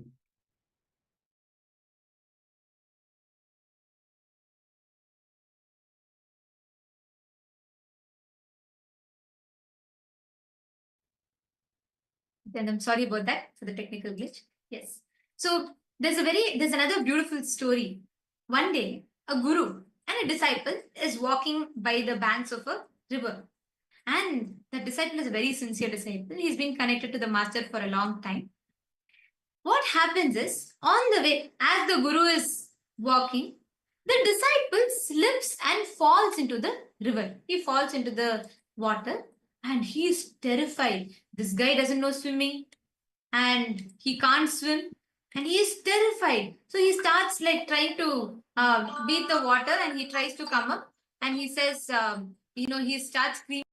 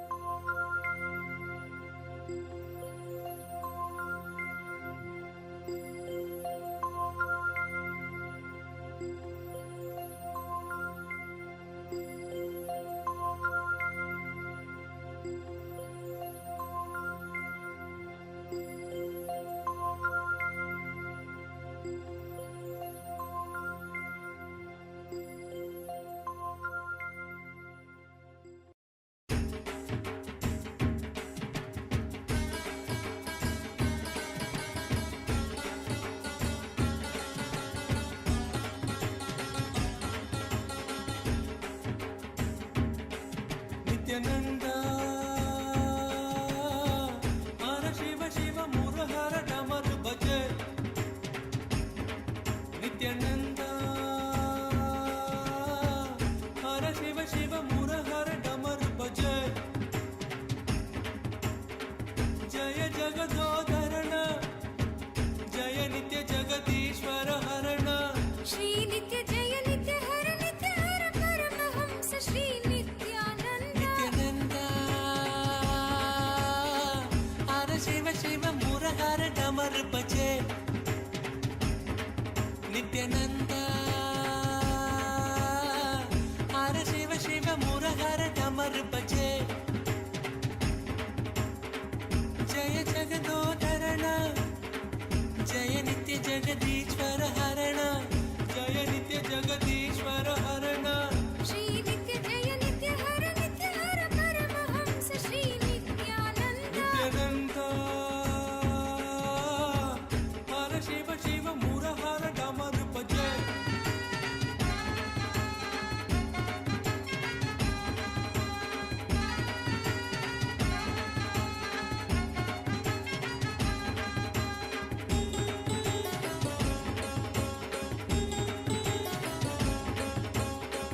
Darshan Nitya Dijo Bhagavan Nitya Paramadayalu Bhagavan Shri Nithyananda Darshan Nitya Dijo Bhagavan Nitya Paramadayalu Bhagavan Shri Nithyananda Hara Bolo Nata Shiva Shambho Nithyananda Hara Bolo Nata Shiva Shambho Nithyananda Shiva Shiva Hara Hara Hara Hara Shiva Shiva Nitya Pureshwara Hara Parameshwara Jai Gurunatha Sri Gurunatha Nithyananda Shiva Shiva Hara Hara Hara Hara Shiva Shiva Nitya Pureshwara Hara Parameshwara Jai Gurunatha Sri Gurunatha Nithyananda Nithyananda Hara Shiva Shiva Murahara Damar Bhaje Nithyananda Hara Shiva Shiva Murahara Damar Bhaje Jaya Jagadodharana Jaya Nitya Jagadishwara Harana Sri Nitya Jaya Nitya Hari Nitya Hara Paramahamsa Sri Nithyananda Hara Shiva Shiva Murahara Damar Bhaje Nithyanandam, we apologize to all the participants for the technical glitch. We apologize to everyone. Hope all of you are able to see us and hear us now. Yes. So we were talking about how all that you learned today, whatever you understood, whatever you listened to and learned from today, the powerful cognitions, you are going to be experientially receiving that in today's version. And now, how do we experience that? How do we manifest that space? How do we experience that darshan? And how do we receive that experientially? That is what we're all going to be listening to and learning about right now. And joining with us for this segment, we have two of the people who have taken the decision to experience all these powerful cognitions as a reality in their life, becoming part of Paramashiva Sena, to experientially understand each of these truths that Swamiji is revealing. Everywhere in Kailasa, the talk is all about this Paramashiva Sena, being part of Kailasa's Paramashiva Sena. And already the preparations are in full swing with daily meetings with Swamiji, and Swamiji himself is guiding each and every of projects every step of the way. So from wherever you are, how you can be a part, why you need to be a part of Paramashiva Sena and what it means for you. So we're going to be listening from the people who have already decided and are starting to join the Paramashiva Sena. And joining with us now, we have Manitya Pushkalananda, and she's already there, not just preparing, she's already registered for the program, but she's also part of the core preparations of the Paramashiva Sena program. So we have Manitya Pushkalananda who's joining here with us. Nithyananda,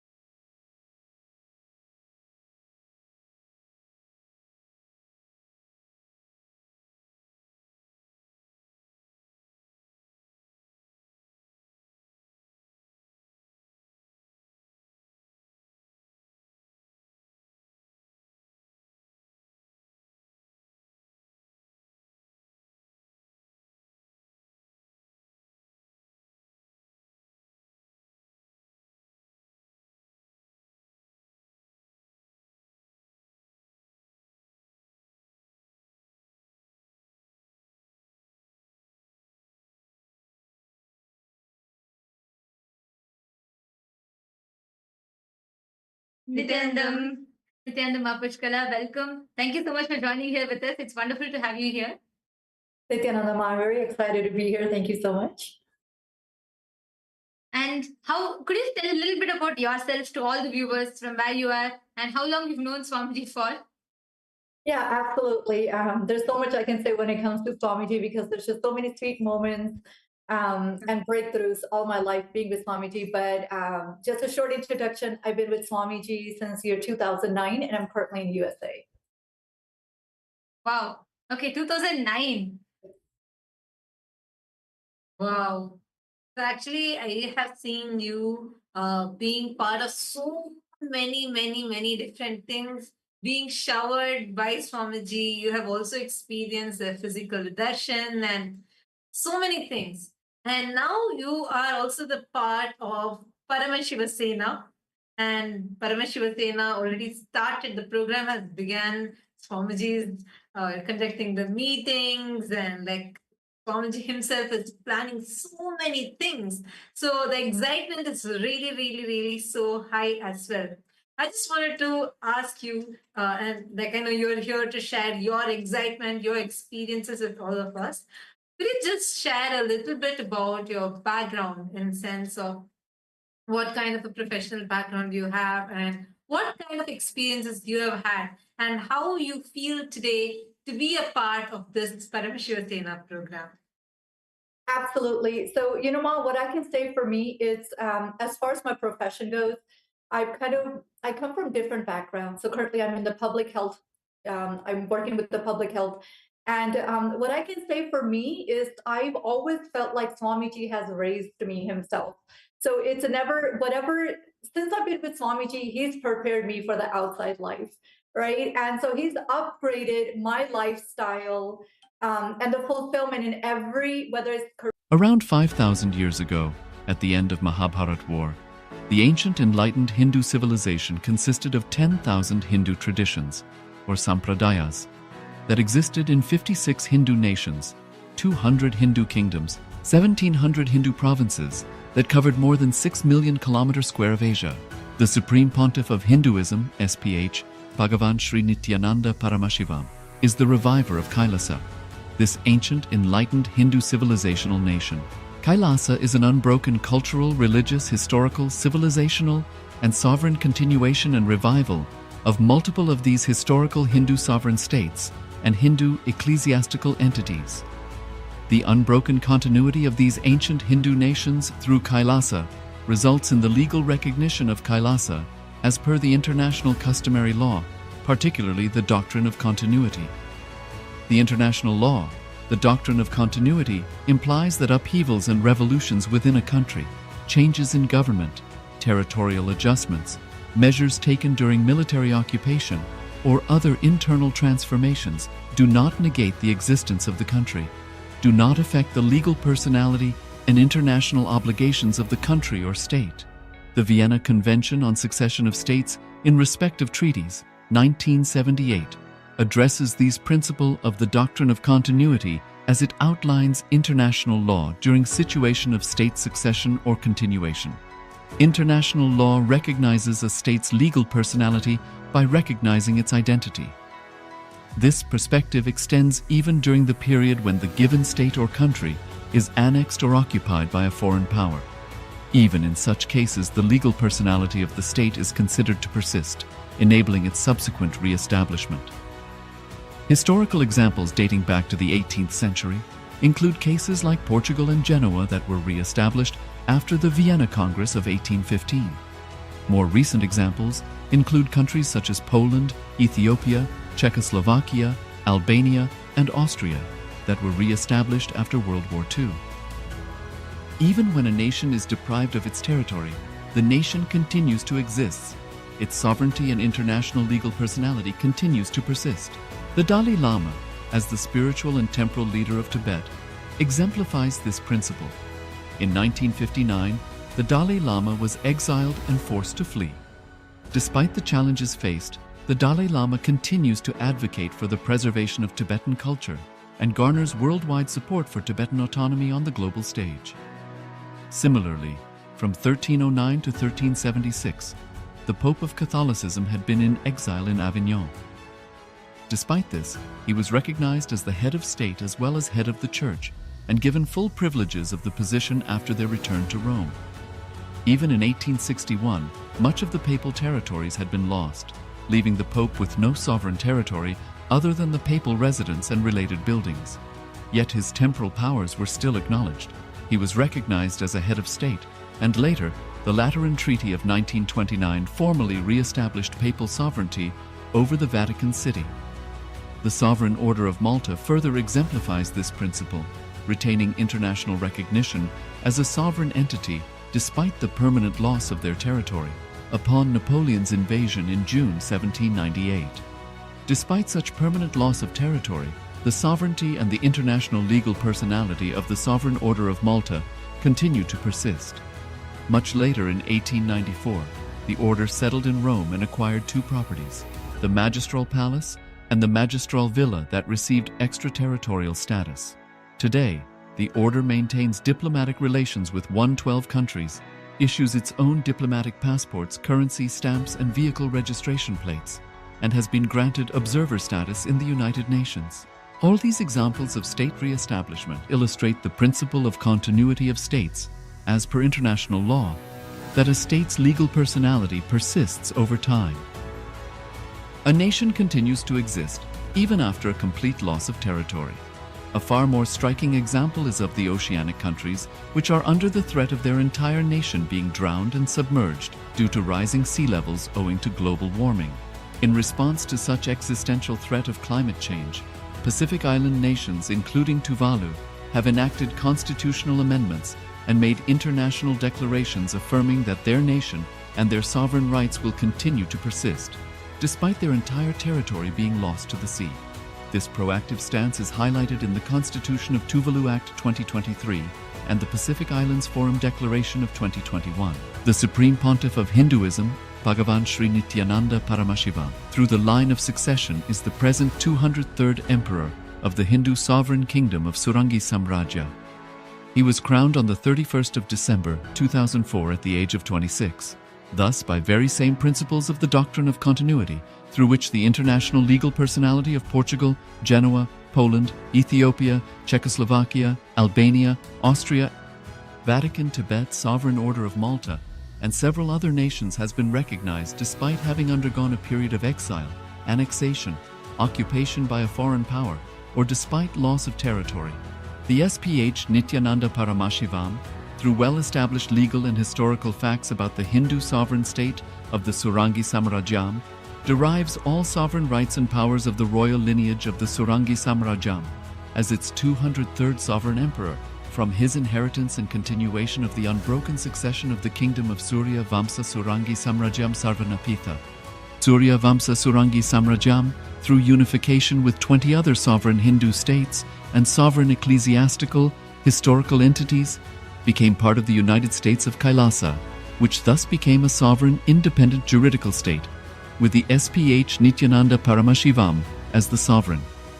Just as how the oceanic nations like Tuvalu have safeguarded their sovereignty from the existential threat of total submersion by amending their constitution and asserting that their sovereignty will persist regardless of the loss of their territory, Kailasa, which is a sovereign continuation of 21 sovereign Hindu states and sovereign ecclesiastical historical entities, is also reviving and continuing the Kumari Kandam Hindu nations that got submerged. As per the doctrine of continuity, these facts imply that the Kailasa's statehood is recognized by international law and manifests as a natural outcome of well-established historical legal facts. Share your time, talent, and treasure. Become part of Kailasa. Sign up as an eCitizen https://kailasa.ecitizen.info. Around 5,000 years ago, at the end of Mahabharat War, the ancient enlightened Hindu civilization consisted of 10,000 Hindu traditions, or sampradayas, that existed in 56 Hindu nations, 200 Hindu kingdoms, 1,700 Hindu provinces that covered more than 6 million kilometers square of Asia. The Supreme Pontiff of Hinduism, SPH, Bhagavan Sri Nithyananda Paramashivoham, is the reviver of Kailasa, this ancient enlightened Hindu civilizational nation.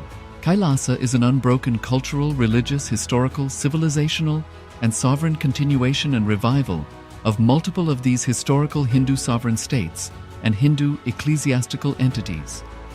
The unbroken continuity of these ancient Hindu nations through Kailasa results in the legal recognition of Kailasa as per the international customary law, particularly the doctrine of continuity.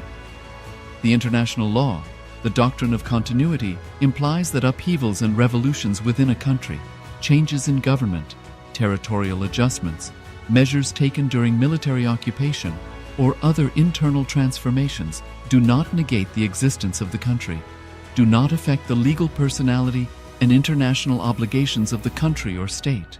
The Vienna Convention on Succession of States in respect of treaties, 1978, addresses these principles of the doctrine of continuity as it outlines international law during situation of state succession or continuation.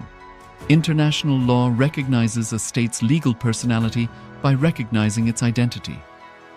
This perspective extends even during the period when the given state or country is annexed or occupied by a foreign power. Even in such cases, the legal personality of the state is considered to persist, enabling its subsequent re-establishment. Historical examples dating back to the 18th century include cases like Portugal and Genoa that were re-established after the Vienna Congress of 1815. More recent examples include countries such as Poland, Ethiopia, Czechoslovakia, Albania, and Austria that were re-established after World War II. Even when a nation is deprived of its territory, the nation continues to exist. Its sovereignty and international legal personality continues to persist. The Dalai Lama, as the spiritual and temporal leader of Tibet, exemplifies this principle. In 1959, the Dalai Lama was exiled and forced to flee. Despite the challenges faced, the Dalai Lama continues to advocate for the preservation of Tibetan culture and garners worldwide support for Tibetan autonomy on the global stage. Similarly, from 1309 to 1376, the Pope of Catholicism had been in exile in Avignon. Despite this, he was recognized as the head of state as well as head of the church and given full privileges of the position after their return to Rome. Even in 1861, much of the papal territories had been lost, leaving the Pope with no sovereign territory other than the papal residence and related buildings. Yet his temporal powers were still acknowledged. He was recognized as a head of state, and later, the Lateran Treaty of 1929 formally re-established papal sovereignty over the Vatican City. The Sovereign Order of Malta further exemplifies this principle, retaining international recognition as a sovereign entity despite the permanent loss of their territory upon Napoleon's invasion in June 1798.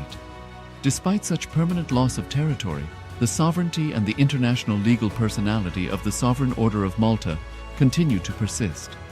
Much later in 1894, the order settled in Rome and acquired two properties, the Magistral Palace and the Magistral Villa that received extraterritorial status. Today, the order maintains diplomatic relations with 112 countries, issues its own diplomatic passports, currency, stamps, and vehicle registration plates, and has been granted observer status in the United Nations. All these examples of state re-establishment illustrate the principle of continuity of states, as per international law, that a state's legal personality persists over time. A nation continues to exist even after a complete loss of territory. A far more striking example is of the oceanic countries, which are under the threat of their entire nation being drowned and submerged due to rising sea levels owing to global warming.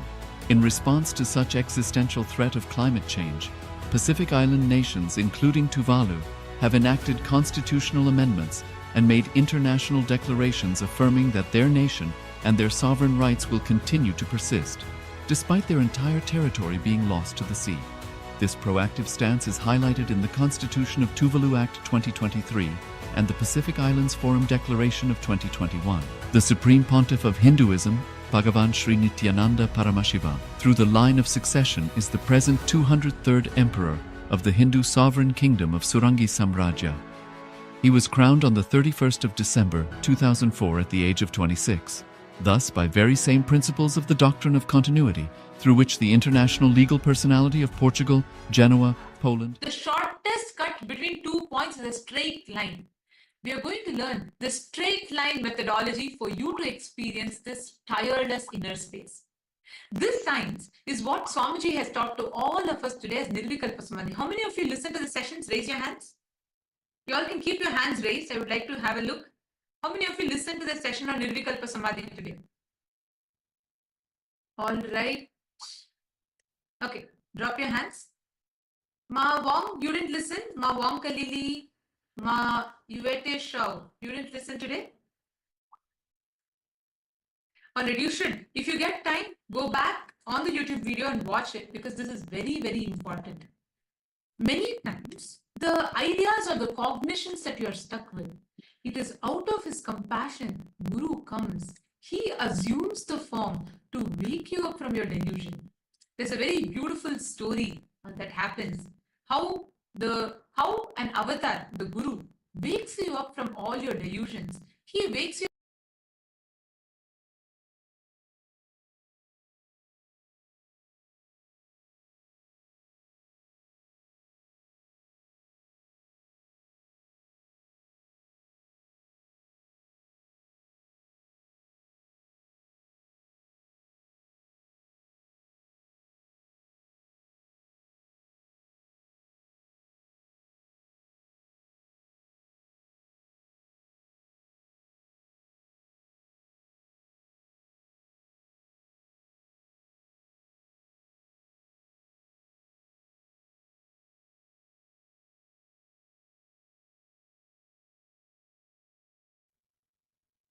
and I'm sorry about that for the technical glitch. Yes.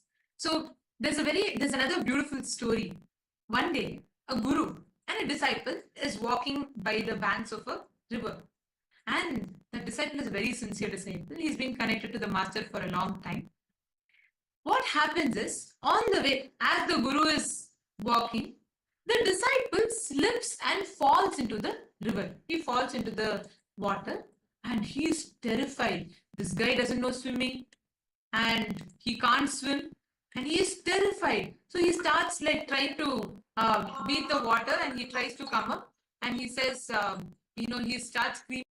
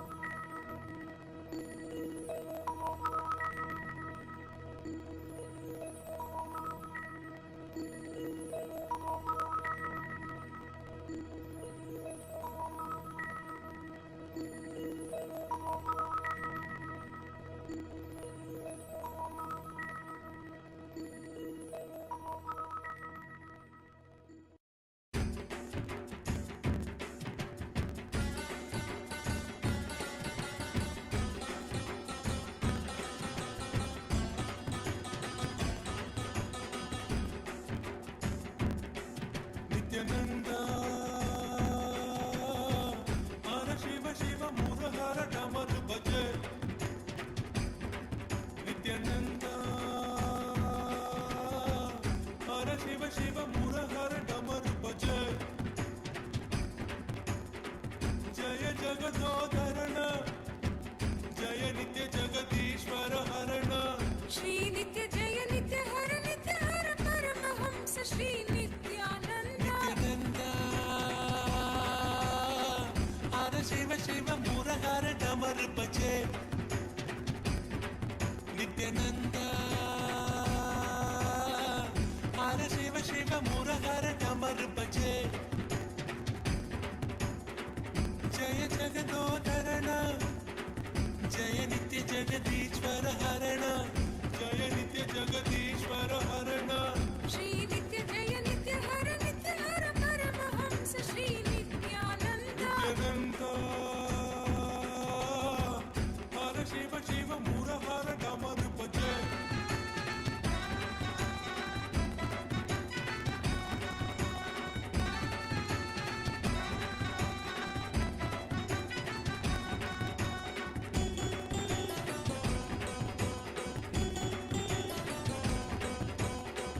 Darshan Nitya Dijo Bhagavan Nitya Paramadayalo Bhagavan Shri Nithyananda Darshan Nitya Dijo Bhagavan Nitya Paramadayalo Bhagavan Shri Nithyananda Hara Bolo Natha Shiva Shambho Nithyananda Hara Bolo Natha Shiva Shambho Nithyananda Shiva Shiva Hara Hara Hara Hara Shiva Shiva Nitya Pureshwara Hara Parameshwara Jai Gurunatha Sri Gurunatha Nithyananda Shiva Shiva Hara Hara Hara Hara Shiva Shiva Nitya Pureshwara Hara Parameshwara Jai Gurunatha Sri Gurunatha Nithyananda Nithyananda Hara Shiva Shiva Murahara Damar Bhaje Nithyananda Hara Shiva Shiva Murahara Damar Bhaje Jaya Jagadodharana Jaya Nitya Jagadishwara Harana Sri Nitya Jaya Nitya Hara Nitya Hara Paramahamsa Sri Nithyananda Hara Shiva Shiva Murahara Damar Bhaje Nithyanandam, we apologize to all the participants for the technical glitch. We apologize to everyone. Hope all of you are able to see us and hear us now. Yes. So we were talking about how all that you learned today, whatever you understood, whatever you listened to and learned from today, the powerful cognitions, you are going to be experientially receiving that in today's version. And now, how do we experience that? How do we manifest that space? How do we experience that darshan?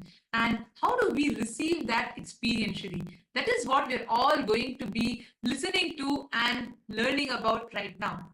And joining with us for this segment, we have two of the people who have taken the decision to experience all these powerful cognitions as a reality in their life, becoming part of Paramashiva Sena, to experientially understand each of these truths that Swamiji is revealing. Everywhere in Kailasa, the talk is all about this Paramashiva Sena, being part of Kailasa's Paramashiva Sena. And already the preparations are in full swing with the daily meetings with Swamiji, and Swamiji himself is guiding each and every of projects every step of the way. So from wherever you are, how you can be a part, why you need to be a part of Paramashiva Sena and what it means for you. So we're going to be listening from the people who have already decided and are starting to join the Paramashiva Sena. And joining with us now, we have Manitya Pushkalananda, and she's already there, not just preparing, she's already registered for the program, but she's also part of the core preparations of the Paramashiva Sena program. So we have Manitya Pushkalananda who's joining here with us. Nithyananda,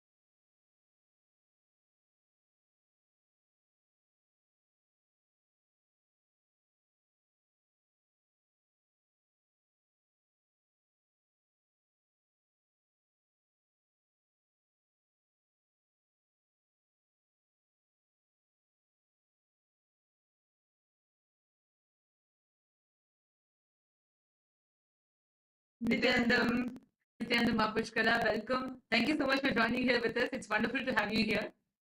Nithyananda, I'm very excited to be here. Thank you so much. And how could you tell a little bit about yourself to all the viewers from where you are and how long you've known Swamiji for? Yeah, absolutely. There's so much I can say when it comes to Swamiji because there's just so many sweet moments and breakthroughs all my life being with Swamiji. But just a short introduction, I've been with Swamiji since year 2009 and I'm currently in USA. Wow. Okay, 2009. Wow.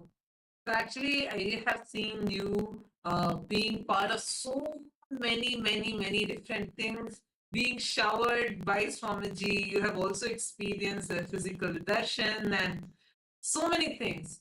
And now you are also the part of Paramashivoham, and Paramashivoham already started. The program has began. Swamiji is conducting the meetings, and like Swamiji himself is planning so many things. So the excitement is really so high as well.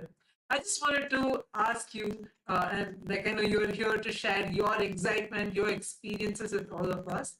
Could you just share a little bit about your background in the sense of what kind of a professional background you have and what kind of experiences you have had and how you feel today to be a part of this Paramashivoham program? Absolutely. So, you know, Ma, what I can say for me is, as far as my profession goes, I come from different backgrounds. So currently I'm in the public health, I'm working with the public health. And what I can say for me is I've always felt like Swamiji has raised me himself. So it's never, whatever, since I've been with Swamiji, he's prepared me for the outside life, right? And so he's upgraded my lifestyle and the fulfillment in every, whether it's career-wise, whether it's in my relationships, whether it's in the wealth dimension, it is through Swamiji's teachings and his blessings and his powerful cognition so that Swamiji has built me for the outside world. It's never the other way around. It's whatever contribution that Swamiji is constantly showering us with through his initiations and teachings. I mean, over the course of years, you know, I've done, like, my first inner awakening I did with Swamiji in 2013. I had a huge breakthrough. I was really unsure about life, you know, like what it is that I want in life, where am I going, what am I seeking?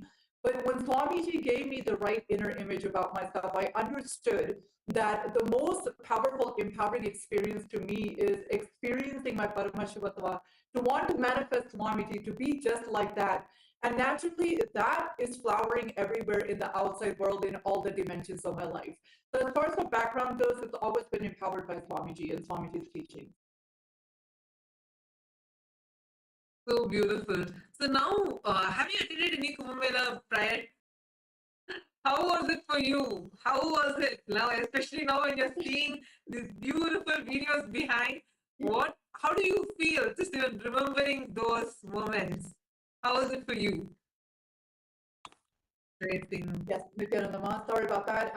Well, let me just tell you, it's hard to put it in words because it's like out of this world. The experiences that Swamiji gives us, it can't really be logically understood. They have to be experienced. When we were with Kumbh Mela with Swamiji, first of all, I didn't even think that I could make it.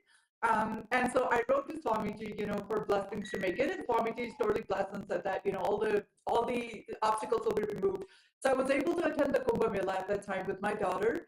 And it was the greatest blessing. It was directly the happiness that happens from inside that there's no value that we can put into it. There's nothing that I could have done in my life to have that kind of an experience other than being with Swamiji. I felt so rich throughout the entire experience to be connected to my heritage, to be connected to the Hinduism, the Kumbh Mela, the entire experience with Swamiji, to be on the Parivrajika, to go from places to places with Swamiji, to watch Swamiji connect with the temples and the deities and to bless each and one of us, to have the intimate moments with Swamiji, the conversations, to eat with Swamiji, to be part of the Kumbh Mela with Swamiji. I just felt like I was in a space that was beyond this realm of space. So it was absolutely the best happening of my life. Wow, so sweet. Actually, Ma, for you, like, as in, like, when you see Kumbh Mela, it's a whole different experience altogether, right? Whether the volume of people or the type of, the whole setting in which you have, like, in which you experience Hinduism, it's so different in itself. Like, you have attended Inner Awakenings, you have attended so many different programs, and attended Kumbh Mela also. So, what is the difference you would say between the two? Like, how was the experience for you? Oh yeah, for sure. The one major difference I can say is that the training, right? The training that we go through with Swamiji is just absolutely so intense. But Swamiji is really keeping us through the threshold because it's whatever level of impossibility that we are carrying with us, Swamiji will stretch us to that peak just to give us the experience that there is no such thing called impossibility. So we spent a lot of time with Swamiji. There was a lot of activism in the Kumbh Mela. We were constantly, there was no day and night. I couldn't really acknowledge what time, what date, or any of that. It was constantly on the go. Swamiji was showering us with all the greatest blessings, initiation. There was sessions back to back to back with Swamiji. And then we would actually travel. It was like being on a field trip the entire time. I was in complete I was absolutely complete awe every single time. And it was like being in the training for your enlightenment. You know, just when I thought, oh my God, what are we going to do today? And Swami just like, let's go. And we were already doing it. So it was just breaking all the patterns and it was just giving us the greatest experience of joy and bliss that was literally being felt from entirely inside. Like, oh my God, I can't believe I'm doing this and I can't believe I'm a part of it. And it was just light. I felt like light body. Like suddenly I felt like I can't even tie myself to my identity. It was just an extension of Paramashiva. He was holding us in that space and we were just vibrating in it. It was beautiful and very empowering. Wow. Actually, you know, what you're saying reminds me of something like in Kumbh Mela, right? If you see, all people, there'll be people working in top positions in Microsoft or top Fortune 500 companies, and they will be coming and they'll be part of just, you know, cooking, cleaning the vessels, and there'll be like no kind of differentiations or differentiating notions whatsoever. And the best part of it all is, like Swamiji beautifully tell, how much 10 inner awakenings can do to you. One Kumbh Mela will do that to you. Because when it is physical, when you're actually on the ground, when you go and meet people every day, I still remember, I think even you were part of the demo team, right? That used to go and meet also. I remember because we used to go travel, meet so many people, and we used to do the power manifestation, so many sadhus and sons and so on. And the volume of the work that we do at that time, all the things that you know, all the powerful cognitions, everything literally becomes your experience through the Kumbh Mela. That is something that I've seen and I've experienced, and that's something that's unforgettable for me. So it is like something that's very, very like it's amazing.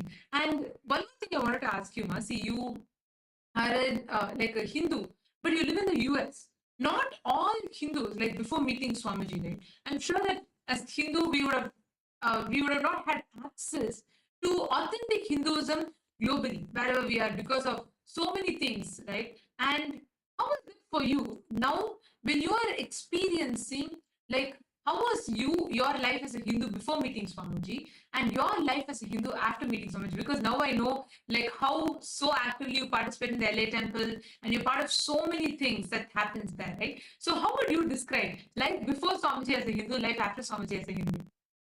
That's a beautiful question, Ma. That's exactly kind of what I was saying in the beginning, is that finding the root of my existence, meaning that it's beyond the identity that I was brought up with, right? So absolutely, I was born in India and I was kind of raised in the West. And I didn't understand the significance, I didn't understand the importance and the power behind what it means to actually live as a Hindu and to live a lifestyle of Hinduism. And it's all about empowering us to live at the peak of our potential as high achiever. And after meeting Swamiji, the fulfillment that I received, it was exactly what I've been seeking for from a very early age. That goes beyond even understanding, you know, whether it's Hinduism or anything else. I just knew that there's a part of me that is missing. And when I was introduced to Hinduism by Swamiji, I felt that part of me found what the missing link. And it's so empowering empowering. It's been so empowering, not just to empower myself, but through the teachings or the science of enlightenment that comes with Hinduism, sharing that with everyone around me, including my own parents, has been such a breakthrough experience for me. You know, even in the Kumbh Mela, I'm sure we're going to touch that, but even in the Kumbh Mela now, you know, I'm like, this is the greatest blessings that Swamiji is bringing out for us in LA or in the United States. And the first thing I did was I have to take my parents with me. So it's been absolutely so empowering to touch, first and foremost, have the right understanding, the context about my roots of Hinduism, but also the empowerment that Swamiji gives us through Hinduism to empower ourselves and all those around us. So it's been a greatest shift for me. That's true. And yeah, I was going to come to that also, because now when you have to experience, when you are experiencing Kumbh Mela in the US, right, that is something whole another level. Of course, it's not the first Kumbh Mela, because Swamiji organized the first ever Kumbh Mela internationally in another country way back in 2007, 2006 itself, right? But now, like, the impact, I can only imagine what is the impact that will have on the global Hindu diaspora, who start understanding, celebrating, recognizing the possibility they can live this lifestyle. And I still remember this one thing, right? When Swamiji was going for the first time to the US, okay, and he was all by himself. And you can imagine, Swamiji was just in his late 20s, right? And Swamiji had a vision. Two words came to his vision: Bangalore and Los Angeles, Bidadi and Los Angeles. At that time, Swamiji didn't even know what Los Angeles was. Swamiji was like, what is Los Angeles? That's how it started. But that time itself, Swamiji declared that Bidadi will be the eastern headquarters and Los Angeles will be the western headquarters for my mission. That declaration, just as a young boy, just in his late 20s, Swamiji started. And you know something, when Swamiji came to the US the very first time, right? And so when Swamiji came to the US for the very first time, then there was, like, Swamiji had come just with the dhoti, with a simple Angavastra. And there was only one person who came, one senior devotee who came to assist Swamiji, to help Swamiji in the travel. Okay. And the thing was, the person was old, who was there to assist Swamiji. He had an issue with the back. So, you know, Swamiji carried Swamiji's own suitcase for deities, and Swamiji carried even the devotee's suitcase, and he came to the airport. Swamiji carried both their luggages. Swamiji was the one who was checking in the luggages, checking out the luggages. Swamiji did all of it by himself, and Swamiji landed in the US. So when Swamiji came to the US, the immigration officers, they looked at Swamiji like a young, tall, dark, didn't even know much English. Everything from scratch Swamiji had built by himself, right? And so Swamiji came with a simple, like dhoti and Angavastram, just in saffron robes. So the airport authorities, they were looking at Swamiji, they were asking, like, are you sure you can come and you think you can make it into the US with this dress? Are you sure? And, they tried to ask Swamiji, like, is he sure with this dress? Who will listen to Swamiji? Or all of that. They tried to ask those questions to Swamiji. And Swamiji is coming in for the very first time. Normally people will be like so intimidated, afraid. You know what Swamiji did? He looked at the immigration authorities and Swamiji told them, give me 1 week. I will make this as a fashion and trend in America. And he was like, oh my God, so true. Now look, so many people from around the world, not just the US, from around the world, wearing sari, tilak, and so proudly being Hindu, being unabashedly Hindu. Swamiji has made it happen. The path to this, so much of hard work, so much of effort, so much of dedication to make Hindus awaken to Hinduism and to inspire the world to experience what Hinduism has to offer. So that is something phenomenal. So now coming back to that question in the context of what you're saying, what do you think? Now, for you personally, you shared the profound impact that you feel it has now having Kumbh Mela happen in the US with the Paramashivoham program. How do you think, or why do you think it's important, its impact would be for the global Hindu diaspora, the people who do not have, the Hindus who do not have access to Hinduism, and what do you think its impact will be on that group of people? Great question, Mom. So as I mentioned, there's so many Hindus diaspora, as you were mentioning. and we don't have a lead. We don't really have the possibility, because we're so disconnected, right? So, as we understand, as per Swamiji's mission and vision to reviving Hinduism, we're so far disconnected in all over around the world. The impact that this Kumbh Mela will have on each individual and family and Hindus all over will be connecting to that heritage, because we're at this point now, at this generation, that it's almost forget about even the practices, but we are in the unknown, even of the history. So coming to terms and celebrating that with the Around 5,000 years ago, at the end of Mahabharat War, the ancient enlightened Hindu civilization consisted of 10,000 Hindu traditions, or sampradayas, that existed in 56 Hindu nations, 200 Hindu kingdoms, 1,700 Hindu provinces, that covered more than 6 million kilometers square of Asia. The Supreme Pontiff of Hinduism, SPH, Bhagavan Sri Nithyananda Paramashivoham, is the reviver of Kailasa, this ancient enlightened Hindu civilizational nation. Kailasa is an unbroken cultural, religious, historical, civilizational, and sovereign continuation and revival of multiple of these historical Hindu sovereign states and Hindu ecclesiastical entities. The unbroken continuity of these ancient Hindu nations through Kailasa results in the legal recognition of Kailasa as per the international customary law, particularly the doctrine of continuity.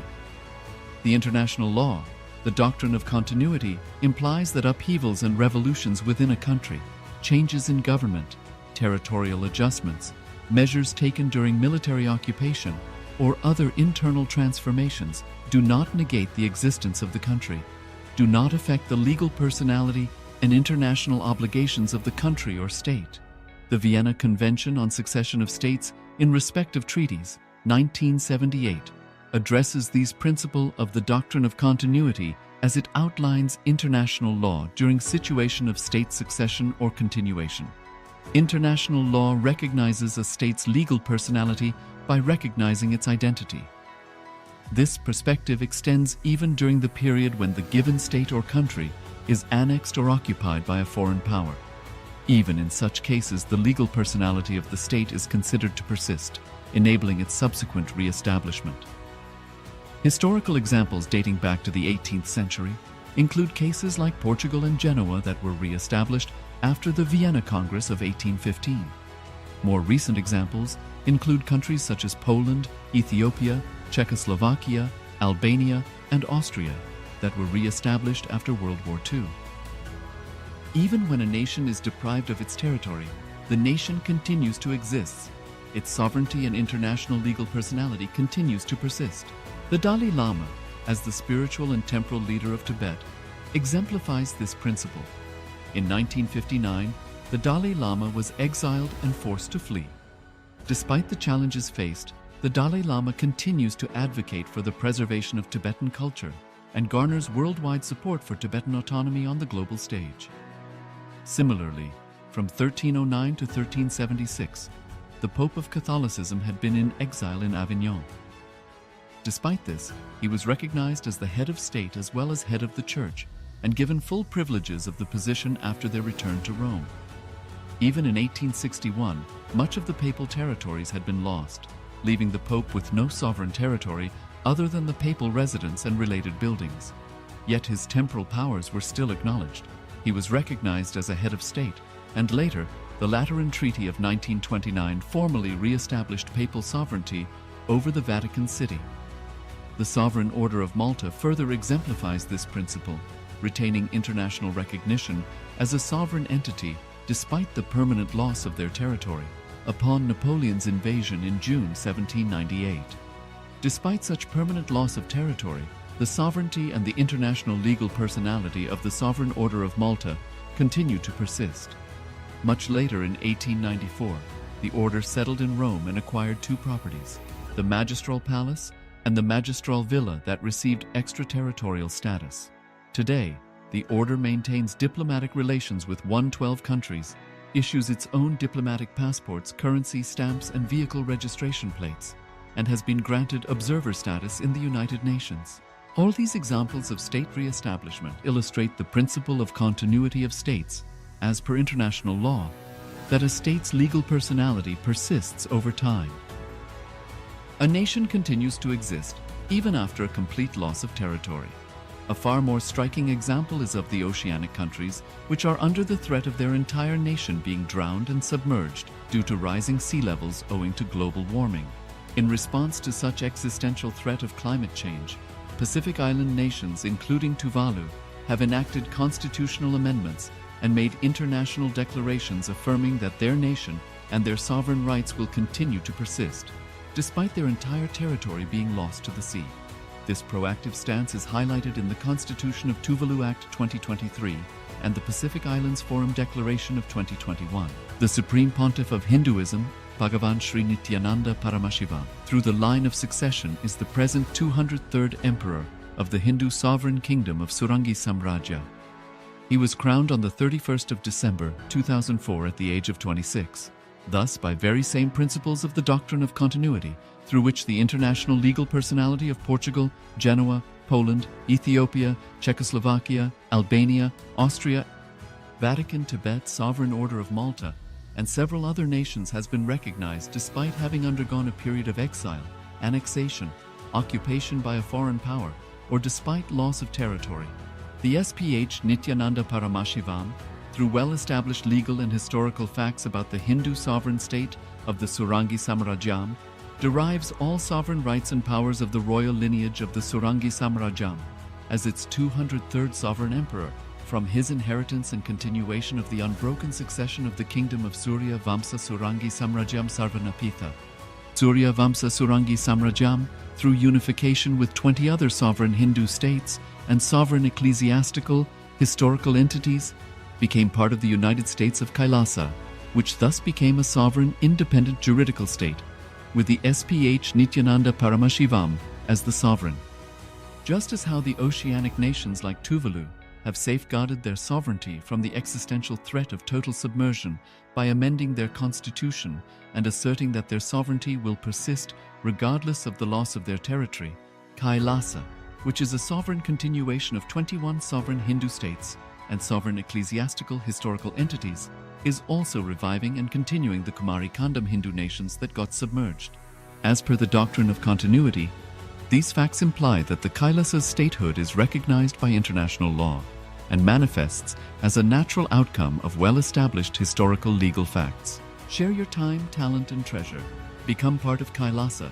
Sign up as an eCitizen https://kailasa.ecitizen.info. Around 5,000 years ago, at the end of Mahabharat War, the ancient enlightened Hindu civilization consisted of 10,000 Hindu traditions, or sampradayas, that existed in 56 Hindu nations, 200 Hindu kingdoms, 1,700 Hindu provinces that covered more than 6 million kilometers square of Asia. The Supreme Pontiff of Hinduism, SPH, Bhagavan Sri Nithyananda Paramashivoham, is around 5,000 years ago, at the end of Mahabharat War. The ancient enlightened Hindu civilization consisted of 10,000 Hindu traditions, or sampradayas, that existed in 56 Hindu nations, 200 Hindu kingdoms, 1,700 Hindu provinces that covered more than 6 million kilometers square of Asia. The Supreme Pontiff of Hinduism, SPH, Bhagavan Sri Nithyananda Paramashivoham, is the reviver of Kailasa, this ancient enlightened Hindu civilizational nation. Kailasa is an unbroken cultural, religious, historical, civilizational, and sovereign continuation and revival of multiple of these historical Hindu sovereign states and Hindu ecclesiastical entities. The unbroken continuity of these ancient Hindu nations through Kailasa results in the legal recognition of Kailasa as per the international customary law, particularly the doctrine of continuity. The international law, the doctrine of continuity, implies that upheavals and revolutions within a country, changes in government, territorial adjustments, measures taken during military occupation, or other internal transformations do not negate the existence of the country, do not affect the legal personality and international obligations of the country or state.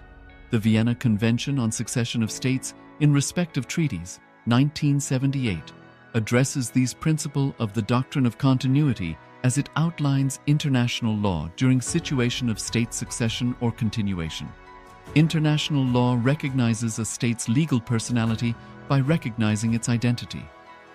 This perspective extends even during the period when the given state or country is annexed or occupied by a foreign power. Even in such cases, the legal personality of the state is considered to persist, enabling its subsequent re-establishment. Historical examples dating back to the 18th century include cases like Portugal and Genoa that were re-established after the Vienna Congress of 1815. More recent examples include countries such as Poland, Ethiopia, Czechoslovakia, Albania, and Austria that were re-established after World War II. Even when a nation is deprived of its territory, the nation continues to exist. Its sovereignty and international legal personality continues to persist. The Dalai Lama, as the spiritual and temporal leader of Tibet, exemplifies this principle.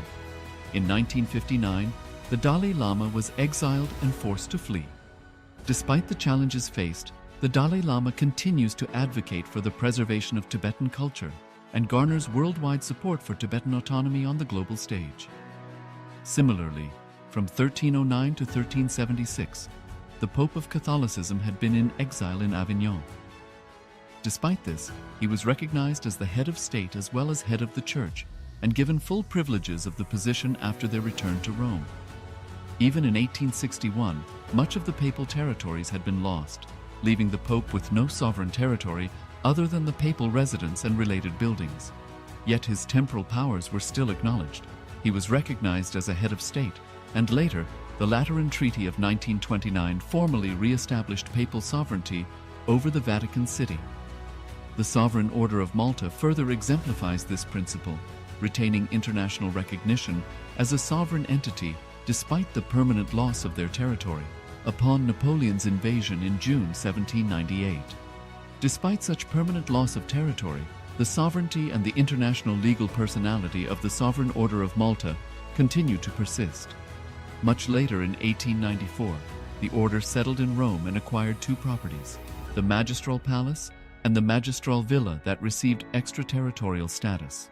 Today, the order maintains diplomatic relations with 112 countries, issues its own diplomatic passports, currency, stamps, and vehicle registration plates, and has been granted observer status in the United Nations. All these examples of state re-establishment illustrate the principle of continuity of states, as per international law, that a state's legal personality persists over time. A nation continues to exist even after a complete loss of territory. A far more striking example is of the oceanic countries, which are under the threat of their entire nation being drowned and submerged due to rising sea levels owing to global warming. In response to such existential threat of climate change, Pacific Island nations, including Tuvalu, have enacted constitutional amendments and made international declarations affirming that their nation and their sovereign rights will continue to persist, despite their entire territory being lost to the sea. This proactive stance is highlighted in the Constitution of Tuvalu Act 2023 and the Pacific Islands Forum Declaration of 2021. The Supreme Pontiff of Hinduism, Bhagavan Sri Nithyananda Paramashivoham, through the line of succession is the present 203rd Emperor of the Hindu Sovereign Kingdom of Surangi Samrajya. He was crowned on the 31st of December 2004 at the age of 26. Thus, by very same principles of the doctrine of continuity, through which the international legal personality of Portugal, Genoa, Poland, Ethiopia, Czechoslovakia, Albania, Austria, Vatican, Tibet, Sovereign Order of Malta, and several other nations has been recognized despite having undergone a period of exile, annexation, occupation by a foreign power, or despite loss of territory. The SPH Nithyananda Paramashivoham, through well-established legal and historical facts about the Hindu sovereign state of the Surangi Samrajyam, derives all sovereign rights and powers of the royal lineage of the Surangi Samrajyam as its 203rd sovereign emperor, from his inheritance and continuation of the unbroken succession of the kingdom of Surya Vamsa Surangi Samrajyam Sarvanapitha. Surya Vamsa Surangi Samrajyam, through unification with 20 other sovereign Hindu states and sovereign ecclesiastical, historical entities, became part of the United States of Kailasa, which thus became a sovereign, independent juridical state, with the SPH Nithyananda Paramashivoham as the sovereign. Just as how the oceanic nations like Tuvalu have safeguarded their sovereignty from the existential threat of total submersion by amending their constitution and asserting that their sovereignty will persist regardless of the loss of their territory. Kailasa, which is a sovereign continuation of 21 sovereign Hindu states and sovereign ecclesiastical historical entities, is also reviving and continuing the Kumari Kandam Hindu nations that got submerged. As per the doctrine of continuity, these facts imply that the Kailasa's statehood is recognized by international law and manifests as a natural outcome of well-established historical legal facts. Share your time, talent, and treasure. Become part of Kailasa. Sign up as an eCitizen https://kailasa.ecitizen.info. Around 5,000 years ago, at the end of Mahabharat War, the ancient enlightened Hindu civilization consisted of 10,000 Hindu traditions, or sampradayas, that existed in 56 Hindu nations, 200 Hindu kingdoms, 1,700 Hindu provinces that covered more than 6 million kilometers square of Asia. The Supreme Pontiff of Hinduism, SPH, Bhagavan Sri Nithyananda Paramashivoham, is the reviver of Kailasa, this ancient enlightened Hindu civilizational nation. Kailasa is an unbroken cultural, religious, historical, civilizational, and sovereign continuation and revival of multiple of these historical Hindu sovereign states and Hindu ecclesiastical entities. The unbroken continuity of these ancient Hindu nations through Kailasa results in the legal recognition of Kailasa as per the international customary law, particularly the doctrine of continuity.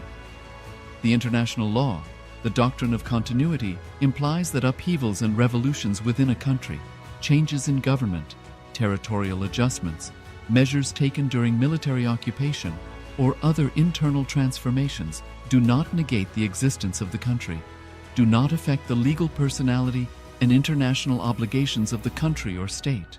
The Vienna Convention on Succession of States in respect of treaties, 1978, addresses these principles of the doctrine of continuity as it outlines international law during situation of state succession or continuation. International law recognizes a state's legal personality by recognizing its identity. This perspective extends even during the period when the given state or country is annexed or occupied by a foreign power.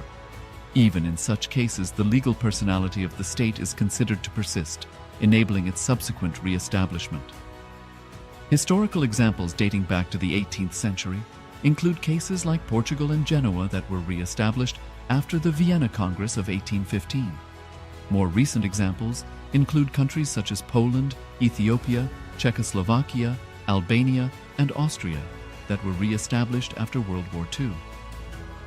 Even when a nation is deprived of its territory, the nation continues to exist. Its sovereignty and international legal personality continues to persist.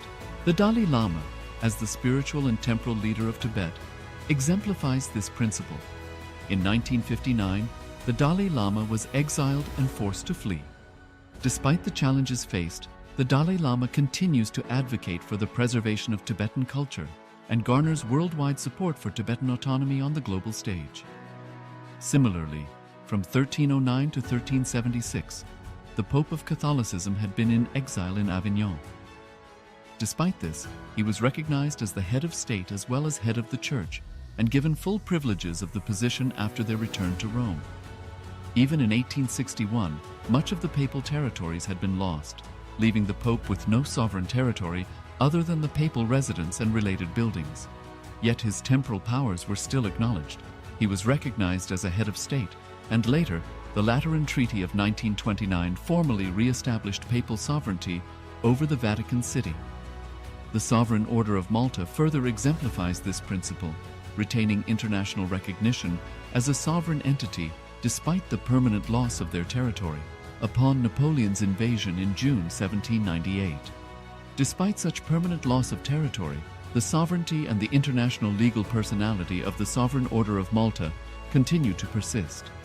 Much later in 1894, the order settled in Rome and acquired two properties, the Magistral Palace and the Magistral Villa that received extraterritorial status.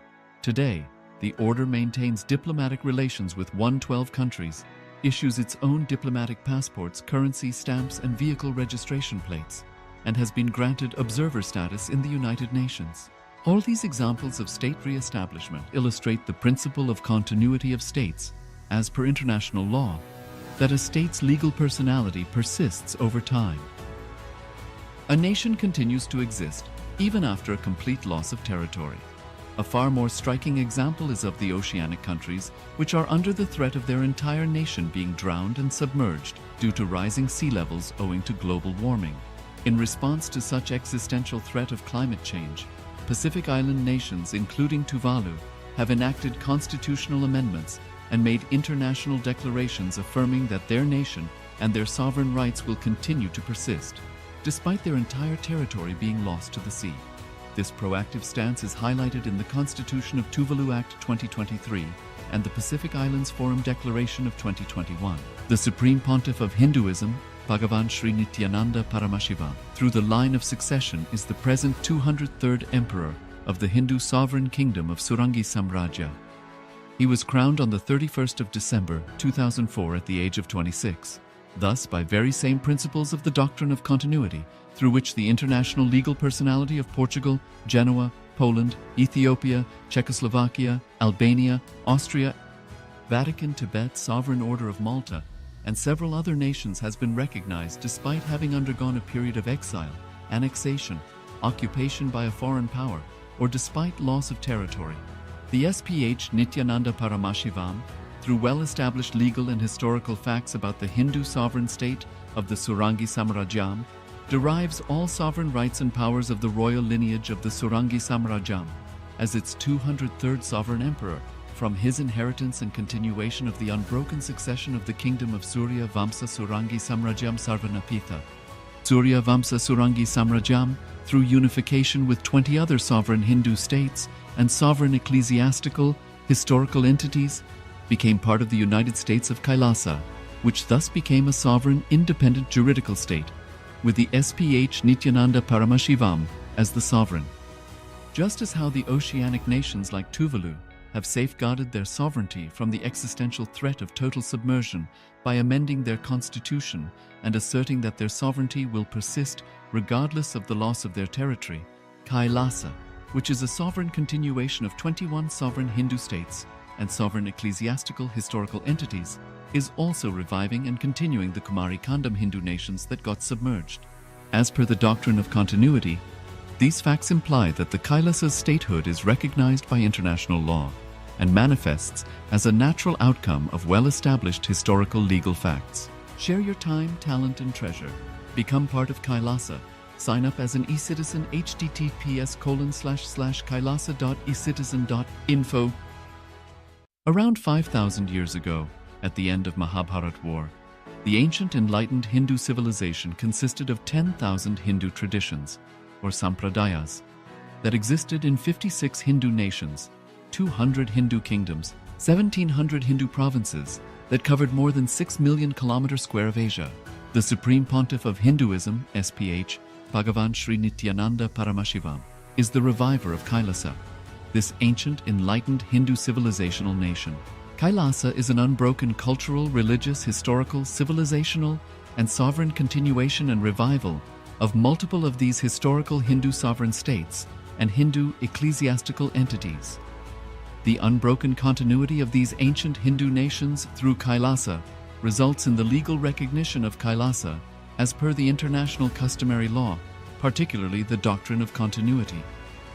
The international law, the doctrine of continuity, implies that upheavals and revolutions within a country, changes in government, territorial adjustments, measures taken during military occupation, or other internal transformations do not negate the existence of the country, do not affect the legal personality and international obligations of the country or state.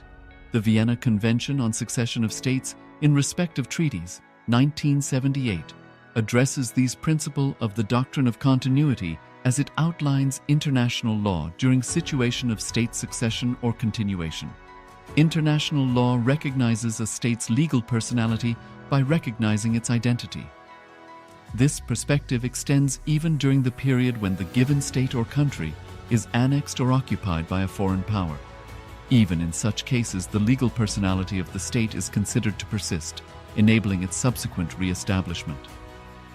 Historical examples dating back to the 18th century include cases like Portugal and Genoa that were re-established after the Vienna Congress of 1815. More recent examples include countries such as Poland, Ethiopia, Czechoslovakia, Albania, and Austria that were re-established after World War II. Even when a nation is deprived of its territory, the nation continues to exist. Its sovereignty and international legal personality continues to persist. The Dalai Lama, as the spiritual and temporal leader of Tibet, exemplifies this principle. In 1959, the Dalai Lama was exiled and forced to flee. Despite the challenges faced, the Dalai Lama continues to advocate for the preservation of Tibetan culture and garners worldwide support for Tibetan autonomy on the global stage. Similarly, from 1309 to 1376, the Pope of Catholicism had been in exile in Avignon. Despite this, he was recognized as the head of state as well as head of the church and given full privileges of the position after their return to Rome. Even in 1861, much of the papal territories had been lost, leaving the Pope with no sovereign territory other than the papal residence and related buildings. Yet his temporal powers were still acknowledged. He was recognized as a head of state, and later, the Lateran Treaty of 1929 formally re-established papal sovereignty over the Vatican City. The Sovereign Order of Malta further exemplifies this principle, retaining international recognition as a sovereign entity despite the permanent loss of their territory upon Napoleon's invasion in June 1798. Despite such permanent loss of territory, the sovereignty and the international legal personality of the Sovereign Order of Malta continue to persist. Much later in 1894, the order settled in Rome and acquired two properties, the Magistral Palace and the Magistral Villa that received extraterritorial status. Today, the order maintains diplomatic relations with 112 countries, issues its own diplomatic passports, currency stamps, and vehicle registration plates, and has been granted observer status in the United Nations. All these examples of state re-establishment illustrate the principle of continuity of states, as per international law, that a state's legal personality persists over time.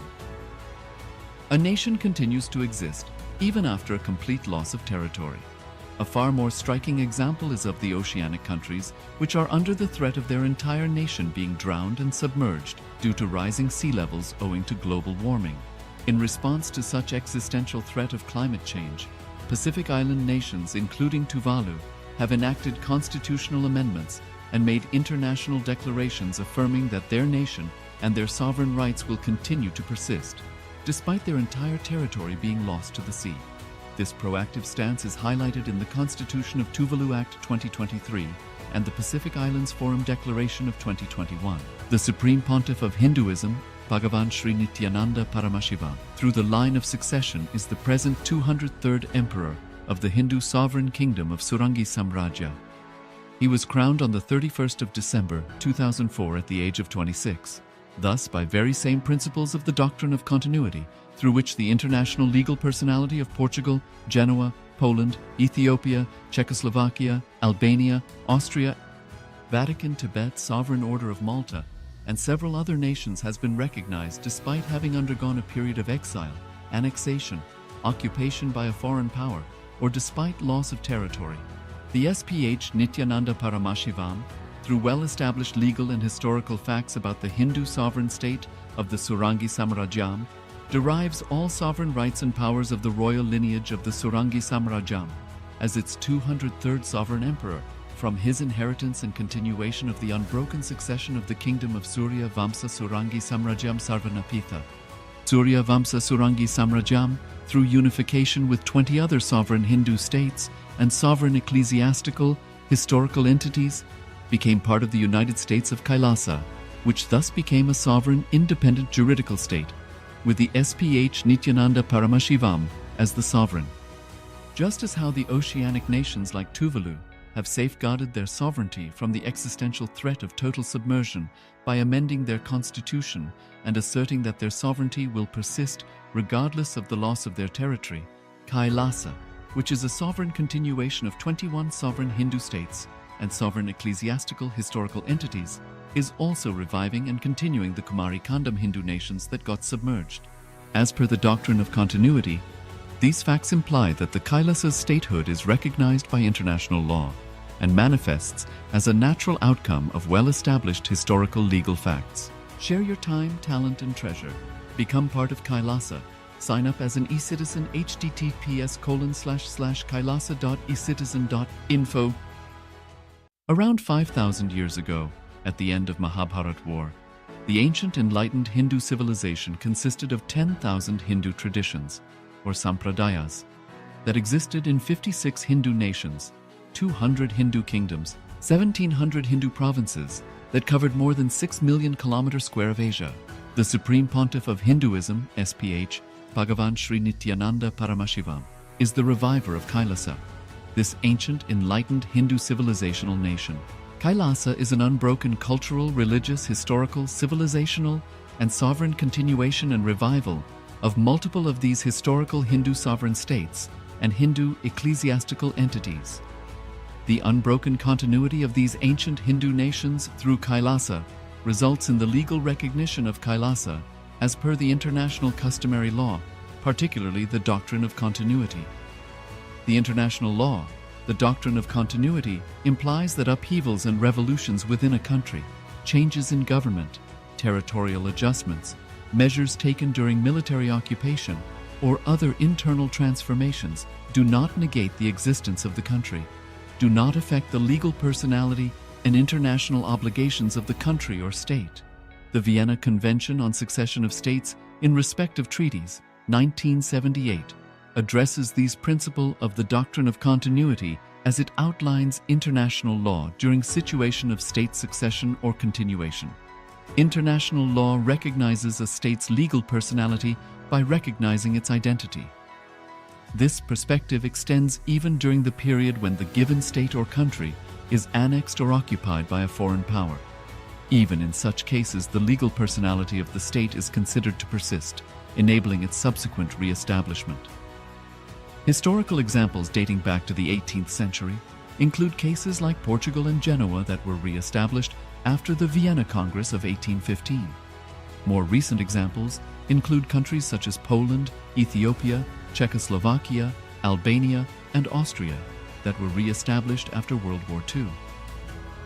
Even when a nation is deprived of its territory, the nation continues to exist.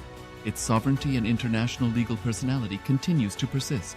The Dalai Lama, as the spiritual and temporal leader of Tibet, exemplifies this principle. In 1959, the Dalai Lama was exiled and forced to flee. Despite the challenges faced, the Dalai Lama continues to advocate for the preservation of Tibetan culture and garners worldwide support for Tibetan autonomy on the global stage. Similarly, from 1309 to 1376, the Pope of Catholicism had been in exile in Avignon. Despite this, he was recognized as the head of state as well as head of the church and given full privileges of the position after their return to Rome. Even in 1861, much of the papal territories had been lost, leaving the Pope with no sovereign territory other than the papal residence and related buildings. Yet his temporal powers were still acknowledged.